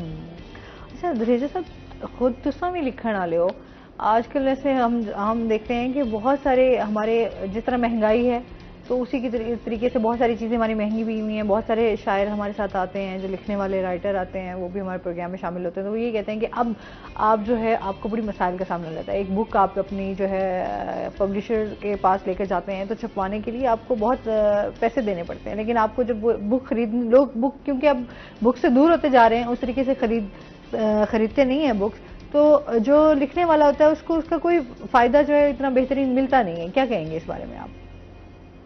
जी, गुजारिश है कि लिखण वाले को जरा सब तो वॾा बेनिफिट है कि उनका जरा सरमाया है वो महफूज थी गया, जरा उनका इल्मी सरमाया है, अदबी सरमाया है और उनकी मेहनत है। अगर वो नहीं छपदी तो वो ज़ाय थी वेंदी किसी मन से। अगर वो छप गई है तो वो हमेशा वास्ते महफूज थी वेंदी है। तो बाकी मेरे ख्याल कोई मुनाफे वाला कम तो है क्या ना कि ये तो एक खिदमत का काम है। और ख़ास तौर पे डिजिटल दौर आने के बाद किताबां वाकई बहु घट गए, लोग खरीदार क्या नहीं, लोग हिंदे नहीं, लोग पढ़ते नहीं। बाज़ौकात तो ये थी कि असां हुण किताबां इत्थां छपेंदे से और असां इत्थां कोई मकसद है कि लखां के हज़ारां की तादाद से जेडे भी गेस्ट हैं, दोस्त हैं, या मकसद है कि जिवें हुण मैं अहले कलम कॉन्फ्रेंस है कोटदू दे विच, तो उतना असा मकसद है कि जितने भी अहले कलम हैं उन्होंने सारे को किताबें दे गिफ्ट दिते से, पैकेट बनाने से, हर पैकेट दे विच कोई 3 किताबां रखन से और उन्होंने दिते से। कोशिश ये होंदी है कि भाई कहीं ना कहीं तरीके से हर घर दे विच किताब पहुँचे। लेकिन देखो किताब है बहु अहम शय कि किताब के बगैर कुछ नहीं। सराकी चखेंदे से लिखिया लूहा अलाया गुहा, और किताब वो शय है कि भाई अल्लाह सी तो खुदा आप साहिब किताब है, कौम किताब नाल वड्या थी। अज अस यूरोप की तरक्की को देखते से तो उन तरक्की के किताब का बहु वड्डा हथ है, उतों के लाइब्रेरियन का बहु वड्डा हथ है। और उन्होंने लोगों का जेरे जिन्हें किताबां पढ़ियन तो जरूरत तक नहीं खत्म नहीं थी, लेकिन तब्दीली वक्त के नाल नाल चीज़ां बदलदा रहंदियन, क्योंकि आदन के सबाब सिर्फ तगैर को है कि चीज़ां चेंज थींदा रहंदियन। लेकिन वल एक वक्त होसी कि किताबें की अहमियत होसी। मैं एक निकी जी गाल करें कि ख्वाजा गुलाम फरीद कुरेजा से दी कोई 1 लाख एकड़ ज़मीन है, मिल्क मुरब्बे जायदाद हर चीज़ बहुत ज़्यादा है। तो एक उनका दीवान है जिन्हें कोई मकसद है कि 1.5 बाद वजन हो सी सारा, तो वो एक तकड़ी के तिलावड़े च रखो, उन्होंने तमाम जायदाद को रखो, तो वो दीवान भारी है क्योंकि उन्होंने शनाख्त जरिए वो उनका दीवान है, उनका कलाम है। तो इल्म जरा है, और सब तो बड़ी गाल है कि ये वो शय है जितना खर्च करो उतना बढ़ दे। होर ज़मीन कोई हुकूमत कब्जा कर गई, कोई उन्होंने खानदान कने चली गई, कुछ बे लोगों गल चली, इवें दौलत भी तकसीम थी गई, लेकिन वो दीवान बाकी है। अज उनके उत्ते PhD थी पे, अज उनके उत्ते MPhil थी पे, अज वो इदारे के फरीदियात जिवें इकबालियात एक मजमून बढ़ गए, फरीदियात भी जरा है सराकी यूनिवर्सिटियों के सराकी इलाके के यूनिवर्सिटियों के एक मजमून बढ़ गए। तो उनकी अहमियत जी किताब की है कहीं भी खत्म नहीं थी। तो हुण भी बहुत ज़्यादा ज़रूरत है कि अस किताब दोस्ती वाले पाते हो। ये तो है कि सही सी बात है, अदब से हम जितना दूर हुए हैं उतनी चीजें हमारे माशरे में बिगाड़ भी हमारी उसी वजह से ही है। जी जी, तो अदब का तो बहुत ताल्लुक है ना। एक तरफ हुकूमत को भी तवज्जो देने की जरूरत है कि इतना अदबी इदारे को सरकारी सरपरस्ती कहनी हुकूमत सिंध है, तो उनके बहुत सारे इदारे जिमें कि सिंधी अदबी बोर्ड है, सिंधियालॉजी है, और इवें ही मकसद है कि जरा ना सिंधी लैंग्वेज अथॉरिटी है। एक पूरे बहुत बड़े इदारे हैं जिन्हें सैकड़ा मुलाजमीन हैं, सैकड़ा लोग हैं काम करने बैठे हैं, रात डी सिंधी अदब वास्ते वो वक्फ हैं। लेकिन इतना पंजाब दे विच एक इदारा मकसद है पंजाबी जबान वास्ते बढ़ाया गया Punjab institute language art and culture, जिनका नाम पिला के, उतना भी सैकड़ा लोग हैं और करोड़ों रुपए का उन्होंने फंड है। लेकिन सराकी वास्ते कोई इदारा नहीं बनाया गया। अज बहुत चंगी गाल है, वज़ीर आला साहब इतना मुल्तान आए हुए, और वज़ीर आला साहब ने एक बया चंगा काम किए कि वो मुल्तान उन्हें काबीना का इजलास रखे कि भी इतों के मसाइल को गही थी वे, और ख़ास तौर पर उन्होंने एक प्रोजेक्ट के किला कोना कासिम बाग को असल हालत के बहाल किया वजे, क्योंकि मुल्तान की तारीख बहुत कदीम है। उन तो अलावा निश्तर 2 उनके मसले को भी देख सन, इवें मुल्तान कार्डियोलॉजी है, ये चंगियां गालियां नहीं, लेकिन नाल इतना अदबी इदारे कायम करें, सकाफती इदारे कायम करें, और इतों की जबान सकाफत तहजीब को महफूज करने वास्ते इकदाम करें, ये बहुत ज़रूरी है। ये वसेब दे लोग अपने कल्चर नाल, अपनी सकाफत नाल, अपनी जबान नाल दीवानगी की हद तक मुहब्बत करें। तो हुकूमत का फर्ज बढ़े कि जितना पंजाबी जबान की सरपरस्ती की वेंदी पई है सूबाई सतह से, इवें सराकी जबान दी थी वे, इतना के शायर, इतना के अदीब, इतना के दानश्वर, इतना लिखारी मुश्किलात का शिकार है, उन्होंने हल वास्ते हुकूमत इकदाम करे। अच्छा, आप क्या कहना चाहेंगे? देखिए हमारे तो फनकारों को भी इस हवाले से देखा जाए तो बहुत ज़्यादा मसाइल का सामना रहता है, चाहे अदीब हो गए, आप भी माशाल्लाह प्रोग्राम कर रहे हैं, तो आप थोड़ा सा इस हवाले से आपकी क्या राय है? जी बिल्कुल, मैं धैर्य साहब की बात से इत्तेफाक करूँगा कि असल में इस साइड पे तवज्जो नहीं दी जाती। लोग अदीब हो, शायर हो या फनकार हो, लिखारी हो, वो अपनी मदद आप तहत काम कर रहे होते हैं। अब कोई इंस्टीट्यूट नहीं है, अब देख लें कि यहाँ मुल्तान में कोई ऐसा इदारा नहीं है जहाँ फनकार जाके सीखे, कोई अदीब जाके बैठे वो अपनी परफॉर्म करे, या कोई ऐसी एकेडमी नहीं है जहाँ काम किया जाए। तो इसके लिए हुकूमत को काम करने की बहुत ज़रूरत है, ख़ास तौर पर मुल्तान में। आप देखें लाहौर में वहाँ भी इंस्टीट्यूट है, कराची में भी इंस्टीट्यूट है, इस्लामाबाद में है, लेकिन यहाँ नहीं। अब यहाँ का फनकार ज़बू हाली का शिकार है। आप बहुत सारे लोग हैं जो काम कर रहे हैं, दिहाड़ी वाला भी उसे पता होता है मैंने जाके काम करना है, अब फनकार को नहीं पता हो कि मेरा काम लगेगा नहीं लगेगा, अब मैंने जो प्रोजेक्ट किया है अब ये आगे जाके चलेगा या नहीं चलेगा। वो जितना उसकी जमा पूंजी होती है वो खर्च करके वो फिर बैठ जाता है, उसकी प्रमोशन नहीं। अच्छा, आप क्या समझते हैं किस तरह हम अपनी सकाफत को जो है वो लेकर चल सकते हैं, फ़रोग मिल सकता है? जाहिर सी बात है हमने तमाम चीज़ों को साथ लेकर चलना है और ये ज़रूरी भी है, हमारे माशरे का हिस्सा भी है। और हम, आप इस बारे में क्या कहेंगे, किस तरह फ़रोग दिया जाए? मेरा जो ख्याल है, हमें सबसे पहले जो फनकार है उसको हम जो जिस कैटेगरी का है उस तरह की उसको जो जिस सिस्टम में वो है, जहाँ वो जिस कैटेगरी में आता है, एक तो उसको कुछ न कुछ देना चाहिए क्योंकि वो खिदमत कर रहा है। और ख़िदमत के साथ साथ हम सिर्फ उसको फ़नकार कहते हैं जो एक दफ़ा नेशनल टीवी पे आ गया, और जो थिएटर में काम कर रहा है हम उसे फ़नकार नहीं समझते, हालांकि जो बेसिक है फ़नकार तो वही है। फिर उसके बाद अब मैं आपको बताऊं, पहले सिनेमा होते थे, थिएटर होते थे, वो एक कहानी होती थी, लोग जाके देखते थे, अब उसका उससे पैसे आते थे, फनकारों को मिलते थे। अब ज़्यादातर उनको बैन किया जाता है, उनको काम नहीं करने दिया जाता। फिर उसके बाद हमने अपनी इंडस्ट्री को खुद तबाह किया है। मिसाल के तौर पे अब फिल्में बनती थी पहले, अब फिल्में नहीं बनती। क्यों नहीं बनती? क्योंकि हमारे सिनेमाज नहीं है। अब सिनेमाज हमने खत्म कर दिए हैं, जिसकी वजह आप नहीं समझते, जैसे आप लिखने वाले हैं, हमारे जो फिल्म इंडस्ट्री है स्पेशली, वो तो बहुत सवाल का शिकार अभी तक स्टिल उससे निकलने की कोशिश तो कर रही है, लेकिन अभी भी उस तरीके से जो है वो नहीं परफॉर्म कर पा रही जिस तरह उसको होना चाहिए था। अब क्योंकि हमारे पाकिस्तानी ड्रामाज जो हैं वो बहुत ज़्यादा मकबूल भी होते हैं और पसंद भी किया जाता है, लेकिन अभी हमारे पाकिस्तानी जितने भी ड्रामाज बन रहे हैं या डायरेक्ट किए जा रहे हैं, उनमें अब वही हमारी जो हमसाया मुल्क वाली बहुत सारी चीज़ें जो हैं वो ऐड कर दी गई हैं। जो हमारी एक समझते थे, जो एक ड्रामाज दिखाए जाते थे, जो आज भी हम पुराने ड्रामे उठाएं तो आपको याद रह जाते हैं, उनकी स्टोरीज आपके दिमाग में होती हैं, वहाँ से आपको कोई ना कोई इस तरह का लेसन जो है वो आपको लाजमी मिलता था। आपकी क्या राय है, जो आजकल के हमारे ड्रामे बन रहे हैं या जो हमारे राइटर हैं जो लिख रहे हैं स्क्रिप्ट, क्या वो सही है? हाँ जी बिल्कुल, आपने बहुत अच्छा सवाल किया, और बल्कि मैं चाहता था ये आप ये सवाल करें। सबसे पहले जितने भी अब राइटर हैं उनका होमवर्क नहीं है। अब क्या करते हैं, जैसे आपने बात की हमसाया मुल्क की स्टोरी देखी, और उसी को हम उसको ढालने की कोशिश करते हैं। अब हमारे जो मसाइल हैं, जो हमारे वसेब के मसाइल हैं या हमारे पाकिस्तान के मसाइल हैं, हमें वो लिखने चाहिए। हम होमवर्क करते नहीं, जितने भी राइटर हैं, मैं अपनी भी बात करता हूँ, हम होमवर्क नहीं करते। हम कहते हैं हमें काम मिल गया है, बस इसको जल्दी जल्दी निपटाएं और पैसे लें। ऐसा नहीं होता। पहले हमारे जितने भी असाज़ा है, जो ड्रामा जिनसे मैंने सीखा है, इनसे मैंने पढ़ा है, वो कहते थे कि जी ड्रामा लिखने के लिए वक्त चाहिए। अब ड्रामा लिखवाने वाला भी कहता है कि मुझे कल ड्रामा चाहिए।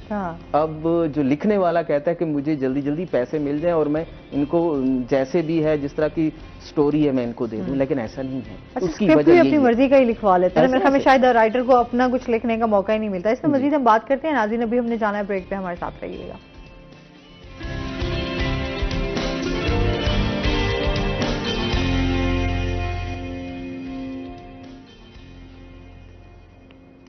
वेलकम बैक नाजरीन, रोही एट 10 में आपको खुश आमदीद कहते हैं, और इसके साथ ही हमारे साथ एक कॉलर हैं। अस्सलाम वालेकुम। जी, नौरीन है हमारे साथ, क्या कहना चाहेंगी? जी सिस्टर, मैं ये कहना चाहूंगी, मैं आपको देख रही हूँ, ठीक है, लेकिन ना मेरे 4 बच्चे हैं, 3 बच्चे मेरे पढ़ रहे हैं, एक छोटा बेटा मेरे पास बैठा है। तो मेरा 9,000 रुपए बिजली का बिल है, 8,000 मेरा किराया मकान का, कभी काम लगता है कभी नहीं लगता मियाँ का। तो मैं ये चाह रही हूँ कि मेरा चुप तुम्हारे पे घर आप कोई नौकरी का करवाए। मेरा नाम, मैं मुल्तान रहती हूँ, नौरीन नाम है मेरा। ठीक हो गया नौरीन, आप अपना काइंडली जो है वो हमारे जो है स्टूडियो में पीसीआर में जो है अपना नंबर भी आप बता दें। बाकी ये है कि जितने भी सुनने वाले हैं हजरात जो इनकी मदद करना चाहते हैं वो लाजमी इनकी मदद कर सकते हैं। नंबर वो हमसे जो है वो ले सकते हैं। तो इस तरह की आजकल वैसे हम नौरीन, बहुत शुक्रिया आपको कॉल करने का। आप जाहिर सी बात है इस टाइम जो महंगाई है, लोग बहुत ज़्यादा परेशान हैं, जो सफ़ेद पोश तबका है स्पेशली, वो इस टाइम बहुत ज़्यादा मुतासिर हो रहा है। जाहिर सी बात है ऐसे लोग फिर अब मजबूर हो गए हैं कि वो किसी न किसी इदारे की या किसी न किसी ज़रिए से जो है वो चाह रहे हैं कि कोई उनकी हेल्प करे। तो जितने भी हजरात हैं जो मदद करना चाहते हैं, कर सकते हैं, साहिब इस्तात हैं, तो वो लाजमी अपना हिस्सा शामिल कर सकते हैं। बहुत शुक्रिया। अच्छा जी, हम बात कर रहे थे एक तो ड्रामा इंडस्ट्री की, उस पर बात करते हैं, लेकिन अपने सेगमेंट की तरफ चलते हैं, हेल्थ टिप। आज नाज़रीन हम बात करने जा रहे हैं पपीता पर, और आपको पता है कि ये भी एक बहुत ज़्यादा अल्लाह ताला की तरफ से एक जो है आपके लिए एक नेमत है पपीता। जैसे आजकल मैंने डेंगू की हम बात कर रहे थे बिलाल और मैं इससे पहले, तो डेंगू से आपको सबसे पहले जो है फ़ायदेमंद देता है, वो आपको बचाता है वो पपीता, उसमें बहुत ज़्यादा फ़ायदेमंद है खाने में। साथ साथ इसमें क्या क्या पाया जाता है ये भी बताती हूँ कि किस तरह ये आपकी सेहत को जो है वो अच्छा रखता है। इसमें विटामिन और मिनरल्स जो हैं वो भरपूर मिकदार में पाए जाते हैं। इसमें विटामिन ए, बी, सी और बी कॉम्प्लेक्स पाया जाता है, जो कि आपके लिए बहुत ज़्यादा फ़ायदेमंद है। एक तो स्पेशली आपके कोलेस्ट्रॉल को कम करने में मदद देता है। सेकेंडली विटामिन, आपको पता है कि मिनरल्स वैसे ही आपके जो है सेहत के लिए बहुत ज़्यादा अच्छे होते हैं। जितने विटामिन होंगे आपकी सेहत के लिए उतने ही आप अच्छे और सेहतमंद रहेंगे। और इसके साथ साथ एंटीऑक्सीडेंट है, फाइबर से भरपूर है। जिन लोगों को कॉन्स्टिपेशन का मसला रहता है उसके लिए पपीता बहुत ज़्यादा अच्छा है।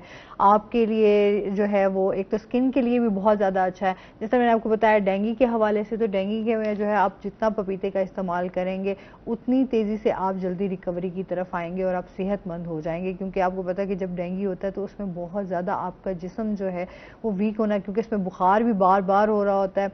और इसमें जो है इसके साथ साथ जो है आप इसका जूस भी बनाकर पी सकते हैं पपीते का, और वो भी आपके लिए बहुत ज़्यादा फ़ायदेमंद है। वैसे पपीता आप खाएं तो वो आपके लिए अच्छा है, और इसके साथ साथ जो है ये आपके हार्ट के लिए बहुत ज़्यादा अच्छा है, आपके गुर्दों के लिए बहुत ज़्यादा अच्छा है, और साथ साथ क्योंकि ये एंटीऑक्सीडेंट है तो ये आपको कैंसर जैसे मर्ज से भी बचाता है। लिहाजा आप जो है मैं हमेशा एक बात करती हूँ कि अच्छी ग़िज़ा का होना जो है वो बहुत ज़्यादा ज़रूरी है। जैसे अभी गर्मियाँ भी हैं तो इसमें जो है वो आपने अपनी सेहत का बहुत ज़्यादा ख्याल रखना है। अच्छे फल खाएं जो कि आपको सेहत वाइटामिन्स हैं, जिनमें मिनरल्स हैं, जिसमें आपको डिहाइड्रेशन से आप बच सकते हैं। तो ये तो हो गई पपीते के हवाले से, और इसके साथ ही वापस आते हैं अपने टॉपिक की तरफ। ड्रामा की हम बात कर रहे थे जी।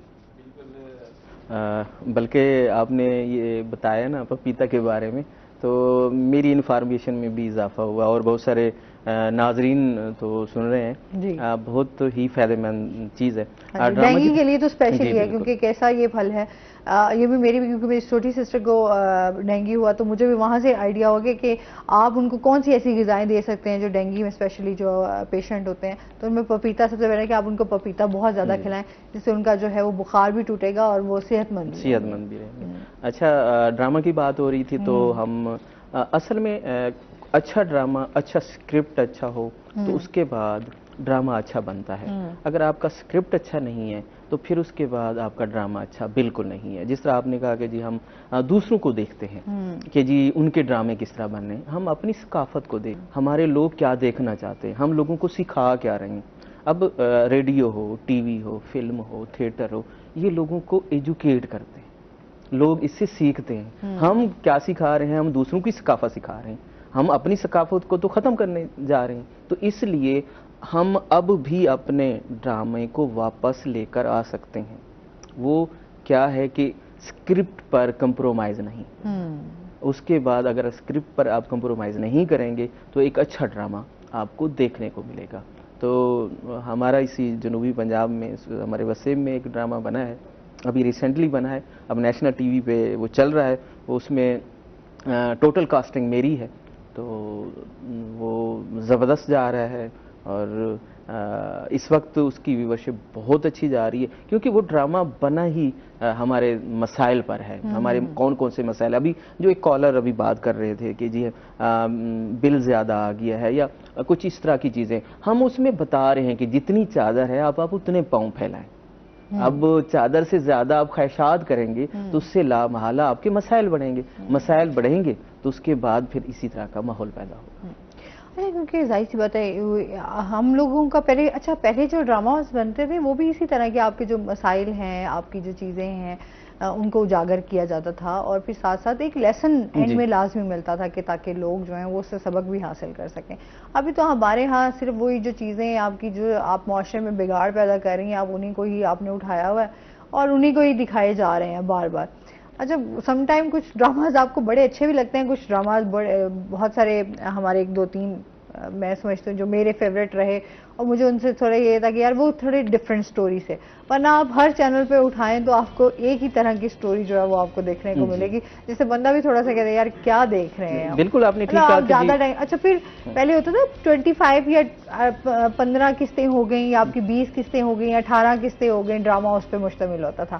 अभी आपके ड्रामा चले गए हैं आपके 200 एपिसोड पे, तो 5 से अब आपके जो है वो 3 से, मतलब इतना अजीब कर देते हैं कि सस्पेंस क्रिएट करते रहेंगे, और वो भी फजूल किस्म के, जिससे आपको ड्रामा देखने की आपकी अर्ज जो है वो भी खत्म हो जाती है। देखिए, अगर आपका स्क्रिप्ट, आपका ड्रामा सस्ती तफरीह के साथ अगर मॉरल नहीं है, आप उन्हें कोई चीज़ नहीं सिखा रहे, आप सबक नहीं दे रहे, उसके बाद वो ड्रामा नहीं है, वो जस्ट आप इंटरटेनमेंट वो भी इंटरटेनमेंट जो किसी काम की नहीं है, किसी काम की नहीं है। सही है।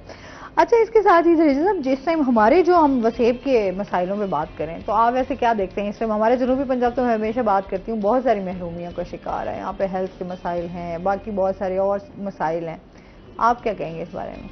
जनूबी पंजाब में सेक्रेटरीट बना दिया गया, उस हवाले से आपकी क्या राय है?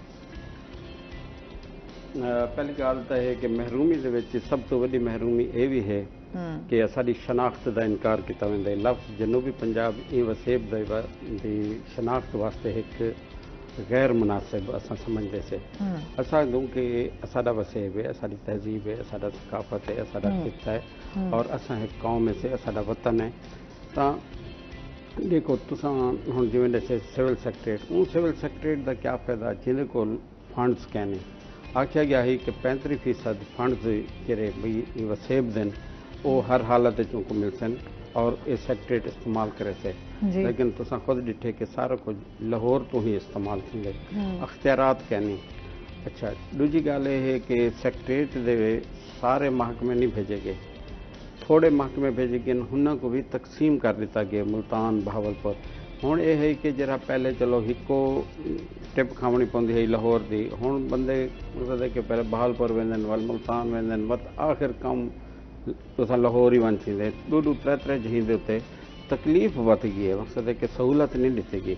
सिविल सैक्रेटरेट का कोई फ़ायदा नहीं थिया। सिविल सैक्रेटरेट का उन वक्त फ़ायदा थी सकते कि उनको सारे को इकट्ठा किया वञे, सारे महकमे भेजे वञन ते नाल उनको फंड्स दिते वञन, अख्तियारात दिते वञन। और सब तो वड्डी गल यह है कि सैक्रेटरेट जरा सूबे का मुतबादल नहीं थी सकता। इत्थां दे लोगों को जरूरत सूबे की है, उनके नाल पाकिस्तान मुस्तहकम थी से, वफाक मुस्तहकम थी से और पंजाब के खिलाफ जी छोटे सूबे की नफरत है वो घट वैसे चूँकि सूबे बैलेंस थी वैसन। वत यह है कि वसेब के लोग कोई जरन कोई नवा सूबा तो नहीं पे मंगते कि सूबा मुल्तान बहु वड्डा सूबा है और सूबा लाहौर है, सूबा मुल्तान है। रणजीत सिंह ने इन्हें ते कब्जा किया। ये वसेब के लोगों कोई अपनी मर्जी या अपने अख्तियार या अपनी ख्वाहिश के मुताबिक वो पंजाब के शमूलियत नहीं की। इवें तुसां बहावलपुर को देख गिनो तो बहावलपुर के लोगों आख्या कि भाई असां तां पाकिस्तान ने शमूलियत की है, असां तां अपनी रियासत को पाकिस्तान ने जम किया, असां पंजाब में जम नहीं किया कि 1 यूनिट के खात्मे के बाद हुनको भी जम कर दिता गया। तो देखना है कि भाई इतों के लोगों की जी महरूमी है। असां देखो कल बंगालियों की गाल नहीं सुनी तो वह सारे को जरना रुस गए, वो सारे को अंज थी गए। इवें ही इ वसेब के लोगों की गाल सुनी वने क्या भाई वो गलत कहन, अगर सही कहन तो इ वसेब के लोगों का हक है। उन्होंने अपनी धरती है, अपना खिता है, अपनी ज़मीन है, अपनी तहजीब है, अपनी सकाफत है, हज़ार साल तहजीब के वारिस हैं और वो खिता है कि जरा दुनिया को रजेंदे। हुण तुसीं देख गिनो कि सारी चीनी जरिए इतों समगल थी अफगानिस्तान वेंदी पे, सारा अट्टा समगल थी अफगानिस्तान वेंदा पे। बई इत्थां तां सपत संधू है, 7 दरियावां दी सरजमीन है, दुनिया दे विच इहदे नाल दी ज़मीन कहनी कि भाई हर शय इत्थां पैदा थींदी है। वल भी 60 लाख बंदा जरा कराची दे विच वो मजदूरियां वदा करेंदे, वो तगारियां वदा चेंदे और इत्थों दी असमत माब खवातीन वड्डे वड्डे घराने दी गुरबत की वजह तो, बेरोजगारी की वजह तो वो घरें दे विच पोचे खड़े मरेंदे। तो आखिर ई हाल दे विच क्यों पुजा दिता गया? तो ई वसेब के लोगों को उन्होंने गाल सुनी वने। हुण असां रोही ते गाल करेंदे बैठे से, रोही दे मसाइल हैं, रोही दे विच अज भी लोग त्रेह तो मर वेंदे और हूँ वाले मकसद है कि जी रोही है, मुहब्बत दी है, अमन दी है। ख्वाजा साहब बहुत तारीफा की यह रोही यार मिलावड़ी है, शला होवे हरदम सावड़ी है, वन पीसूं लसड़ी गावड़ी है, घन अपने सोने सैं वो कनू। अज उतना नाजायज़ अलाटमेंट थी गई और उतना मकसद है कि मसाइल पैदा कर दी गए और अरब शयूख को बिना को नो गो एरियाज बढ़ा दिते गए। अज उतना माल खुश कहनी, उतना चरंद परिंद वो खुश कहनी, उतना के लोग जरे कदीम हैं वो खुश कहनी। बई अगर जमीन रकबे देने जरे 1000 साल तू उतना दुख का बुख का त्रेह का मुकाबला किया, अपनी धरती नाल मुहब्बत की है, उनको नहीं छोड़ा, उन्होंने पहला हक है, उन्होंने दो। तो ये मकसद है कि देखो जब तक इंसाफ ना हो से, जितना इंसाफ ना हो से उतना अगू नहीं टुट सकता मसला। तो इंसाफ बहुत ज़रूरी है। ये वसेब के लोगों की गाल को सुनिया वने और उनको इंसाफ दिता वने। और असां ख़ास तौर पर जरा निगरान हुकूमत क्योंकि बहुत बड़े स्टेप तो नहीं गिन सकते, लेकिन ये ढेर सारे इकदाम कर सकते हैं कि लोगों को जरा पिछला महरूम हैं वो ख़त्म किए। जिमें अज मुल्तान के काबीना का इजलास थींदा पे तो वो सिर्फ मुल्तान के मसाइल को फोकस न करें बल्कि पूरे सराकिस्तान के मसाइल को फोकस करें, पूरे सराकिस्तान के मसले को देखें। इतना तालीम के मसले, इतना सेहत के मसले, इतना रोज़गार के मसले, पीवण का साफ पानी कहनी और लोग जरा ना उतना गुरबत इतनी है कि खुदकुशियाँ करेंगे पे। आखिर इतना हर ऊँझा जो इंडस्ट्री होनी चाहिए जितना खाम माल होवे और जितना अपराधी कुवत होवे। वो सिर्फ ही सराकिस्तान है कि जितना खाम माल चूँकि ज़रात बेस्ड इंडस्ट्री इतना होवे, खाम माल भी इतना है, और अपराधी कुवत भी लोग इतने बेरोजगार हैं तो देखो कितना दे कितना वडे रुलदन मुल्क तरक्की करे से इवा से तरक्की करे से आज अगर काबीना इतना आइए तो उन सारे मसाइल को देखे और एक खिते के लोगों की गाल को सुने। बिल्कुल, इसमें मजीद में हम बात करेंगे। नाज़रीन, अभी हमने जाना है ब्रेक पे, हमारे साथ रहिएगा।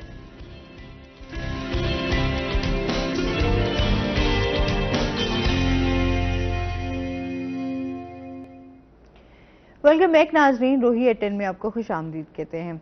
अच्छा, जिस तरह हम यहाँ पे जनूबी पंजाब की बात हो रही है, सूबे की भी साथ साथ बात कर रहे हैं, यहाँ पर फनकार भी बहुत है माशाल्लाह से। अब मैं समझती हूँ कि बहुत सारे हमारे ऐसे फनकार यहाँ से मूव ऑन भी किया उन्होंने, कराची में भी काम कर रहे हैं, इसमें लाहौर में भी काम कर रहे हैं।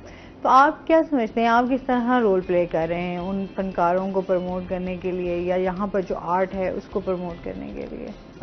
बहुत अच्छा और प्यारा सवाल, क्योंकि इस सवाल में मैं भी चाहता था कि जी हम अपने नाजरीन को भी बताएं, हम अपने जो है ना अपनी हुकूमत को भी बताएं कि यहाँ जनूबी पंजाब में हमारे वसन में बहुत बड़ा टैलेंट है और यहाँ का फनकार जब वहाँ बाहर जाता है या कराची में जाता है, लाहौर जाता है, इस्लामाबाद जाता है, वो नाम भी कमाता है और अच्छा काम भी करता है। अब कुछ ऐसे फनकार हैं जो यहाँ से मूव नहीं कर सकते, अब उनके लिए क्या किया जाए? अब हमने कोशिश की है कि जो कराची की प्रोडक्शंस हैं वो हम मुल्तान में लाएं। मैंने कोशिश की और बल्कि मैं यहाँ कई ड्रामे मैंने बनवाए भी हैं। सही। और यहाँ के फनकारों को मैंने काम भी करवाया। इस वक्त भी मुख्तलिफ चैनल पे मुख्तलिफ ड्रामे ऑन एयर भी हैं उनके। सही। तो मैं तो अपनी कोशिश कर रहा हूँ। इसी तरह बहुत सारे हमारे फनकार हैं जो जाना चाहते हैं, करना चाहते हैं, लेकिन वसाइल नहीं है, उनके पास तरीका नहीं है। अच्छा, ये बहुत सारे यहाँ पे हमारा है कि अब चाहे यहाँ हमारे बहुत सारे ऐसे फनकार जो हैं वो डिसहार्ट होकर भी आए। जब कराची में थोड़ा सा है ये कि थोड़ा सा यार आप कहाँ से आए हैं, अगर आप पंजाब से हैं तो थोड़ा आपको साइड लाइन किया जाता है सिर्फ इस वजह से कि यार ये पंजाब से है तो ये नहीं ऐसी बात नहीं है। हाँ। टैलेंट जो है आप यकीन जानिए जहाँ भी होगा ना वो अपना काम जरूर करता है। ये लोगों के अपने मसाइल होते हैं, वो किसी और साइड पे चले जाते हैं। अब देखें, आपका काम है सिर्फ और सिर्फ आपने अदाकारी करनी है, आप आर्टिस्ट हैं। अब और चीजों में घुसेंगे तो आप नाकाम होंगे। तो आप अपना प्रोडक्शन करना शुरू कर देते हैं लोग, जाके फिर वो नाकाम होते हैं, फिर डिसहार्ड होके वापस आते हैं, फिर गिल्ला करते हैं। ऐसी बात नहीं है। मैं खुद कराची में गया हूँ, मैंने अपने वसेब के 10-12 ड्रामे किए हैं, मुझे तो किसी ने कुछ नहीं कहा, मुझे काम करने दिया, बल्कि मुझे वेलकम किया। इसी तरह हम लाहौर गए, मैंने कई फिल्में लाहौर लिख के दी हैं, मुझे काम मिला है। ऐसी बात नहीं है। मसला पता क्या है? मसला ये है कि हम जिस फील्ड में जाते हैं ना, हम उस फील्ड को समझते नहीं है। वो फील्ड हमसे मांगती क्या है? देखिए, कोई भी काम हो, मेहनत मेहनत मेहनत, हार्ड वर्किंग तो जरूरी है, लेकिन आप हार्ड वर्किंग नहीं करेंगे, सिर्फ बातें करेंगे, तो वो आपको फील्ड आपको ना नाम देगी। हाँ, कुछ जगह हैं ऐसी जहाँ ये ऐसा होता है, आप उसको छोड़ दें। हर जगह यानी कि कहते हैं कि जी 5 उंगली बराबर नहीं होती, ऐसी बात नहीं है। लेकिन मेहनत करने वाला, मैं आज आपको बताऊं, ऐसे हमारे ऐसे देहात के लोग, ऐसे वसेब के लोग जिनको जानता कोई नहीं था, आज उनका बहुत बड़ा नाम है। जाहिर सी बात है, मेहनत के बगैर तो कामयाबी मुमकिन ही नहीं है। और फिर हमारे यहाँ थोड़ा सा मसला ये है कि लोग मेहनत से थोड़ा सा घबराते हैं, शॉर्टकट ढूंढना जो है वो ज़्यादा पसंद करते हैं कि कोई ऐसी फौरन से हमें कोई ऐसा प्लेटफॉर्म मिल जाए जहाँ पर आप रातों रात जो है वो तरक्की भी कर जाए और आप फेम भी हासिल कर लें। तो ऐसा मुमकिन नहीं है जब तक आपका काम दिखेगा नहीं। तो वो अच्छा, अगर किसी प्लेटफॉर्म या किसी उस जरिए से आप पहुंच भी जाएंगे तो बहुत जल्दी आप फिर नीचे भी आ जाते हैं। तो मेहनत के बगैर तो कामयाबी मिलना नामुमकिन सी बात है।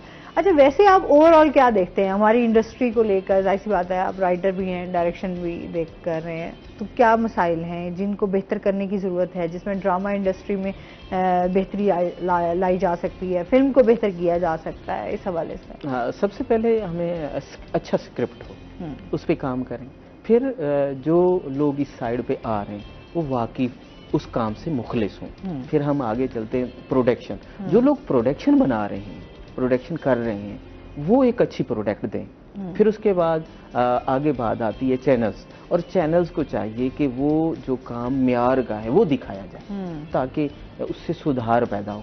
फिर उसके बाद हुकूमत को चाहिए सिर्फ वो बातें ना करें, जो ऐलान करते हैं उस पर अमल भी।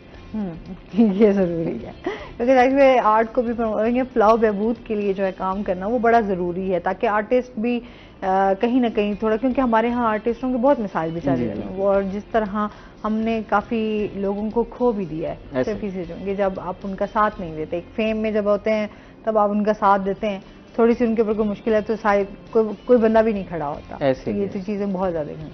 अच्छा सर, सराइकी सूबे की बात हो रही है तो थोड़ा सा इस हवाले से, क्योंकि इलेक्शंस की भी बातें चल रही हैं, बहुत सारी चीज़ें अब सामने भी आ रही हैं, आप क्या समझते हैं सूबे की आवाज़ फिर एक दफ़ा से उभरेगी? तमाम पार्टी जो सियासी पार्टीज़ हैं वो आपको एक्टिव नज़र आ रही हैं कि कहीं वो भी नारा लगा रही हूँ कि हाँ जी दोबारा से सूबा बनाया नहीं जी?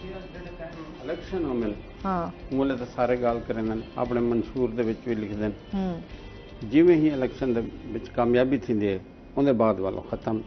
जिमें हम 2013 के इलेक्शन नून लीग अपने मंशूर लिखा कि असा सूबा बड़े सूँ वल हुना को दूत रही अक्सरियत हासिल थी सूबाई असैम्बली दे विच भी कौमी असैम्बली दे विच भी, लेकिन सूबा ना बढ़ाया और गाल तक ना की, बल्कि शहबाज शरीफ कामयाबी के बाद ये आख्या कि भाई असा जरा ना सूबे की जी तहरीक को दफन कर रहे थे, और ये गाल लोगों को बहु बुरी लगी, लोगों के विच बहु गुस्सा पैदा थिया, वत तहरीक इंसाफ आ गई। 2018 के इलेक्शन के तहरीक उनको पहले एक सूबा महाज बढ़ाया गया, सूबा महाज ने सूबे का झंडा चाहता, उनसे बड़े बड़े वडेरे शामिल थे और नीला जरका पात्या, माहौल बढ़ाया और लोगों को आख्या कि असा हूँ वक्त तक खामोश ना रहसूँ जब तक सूबा ना गिन सूँ।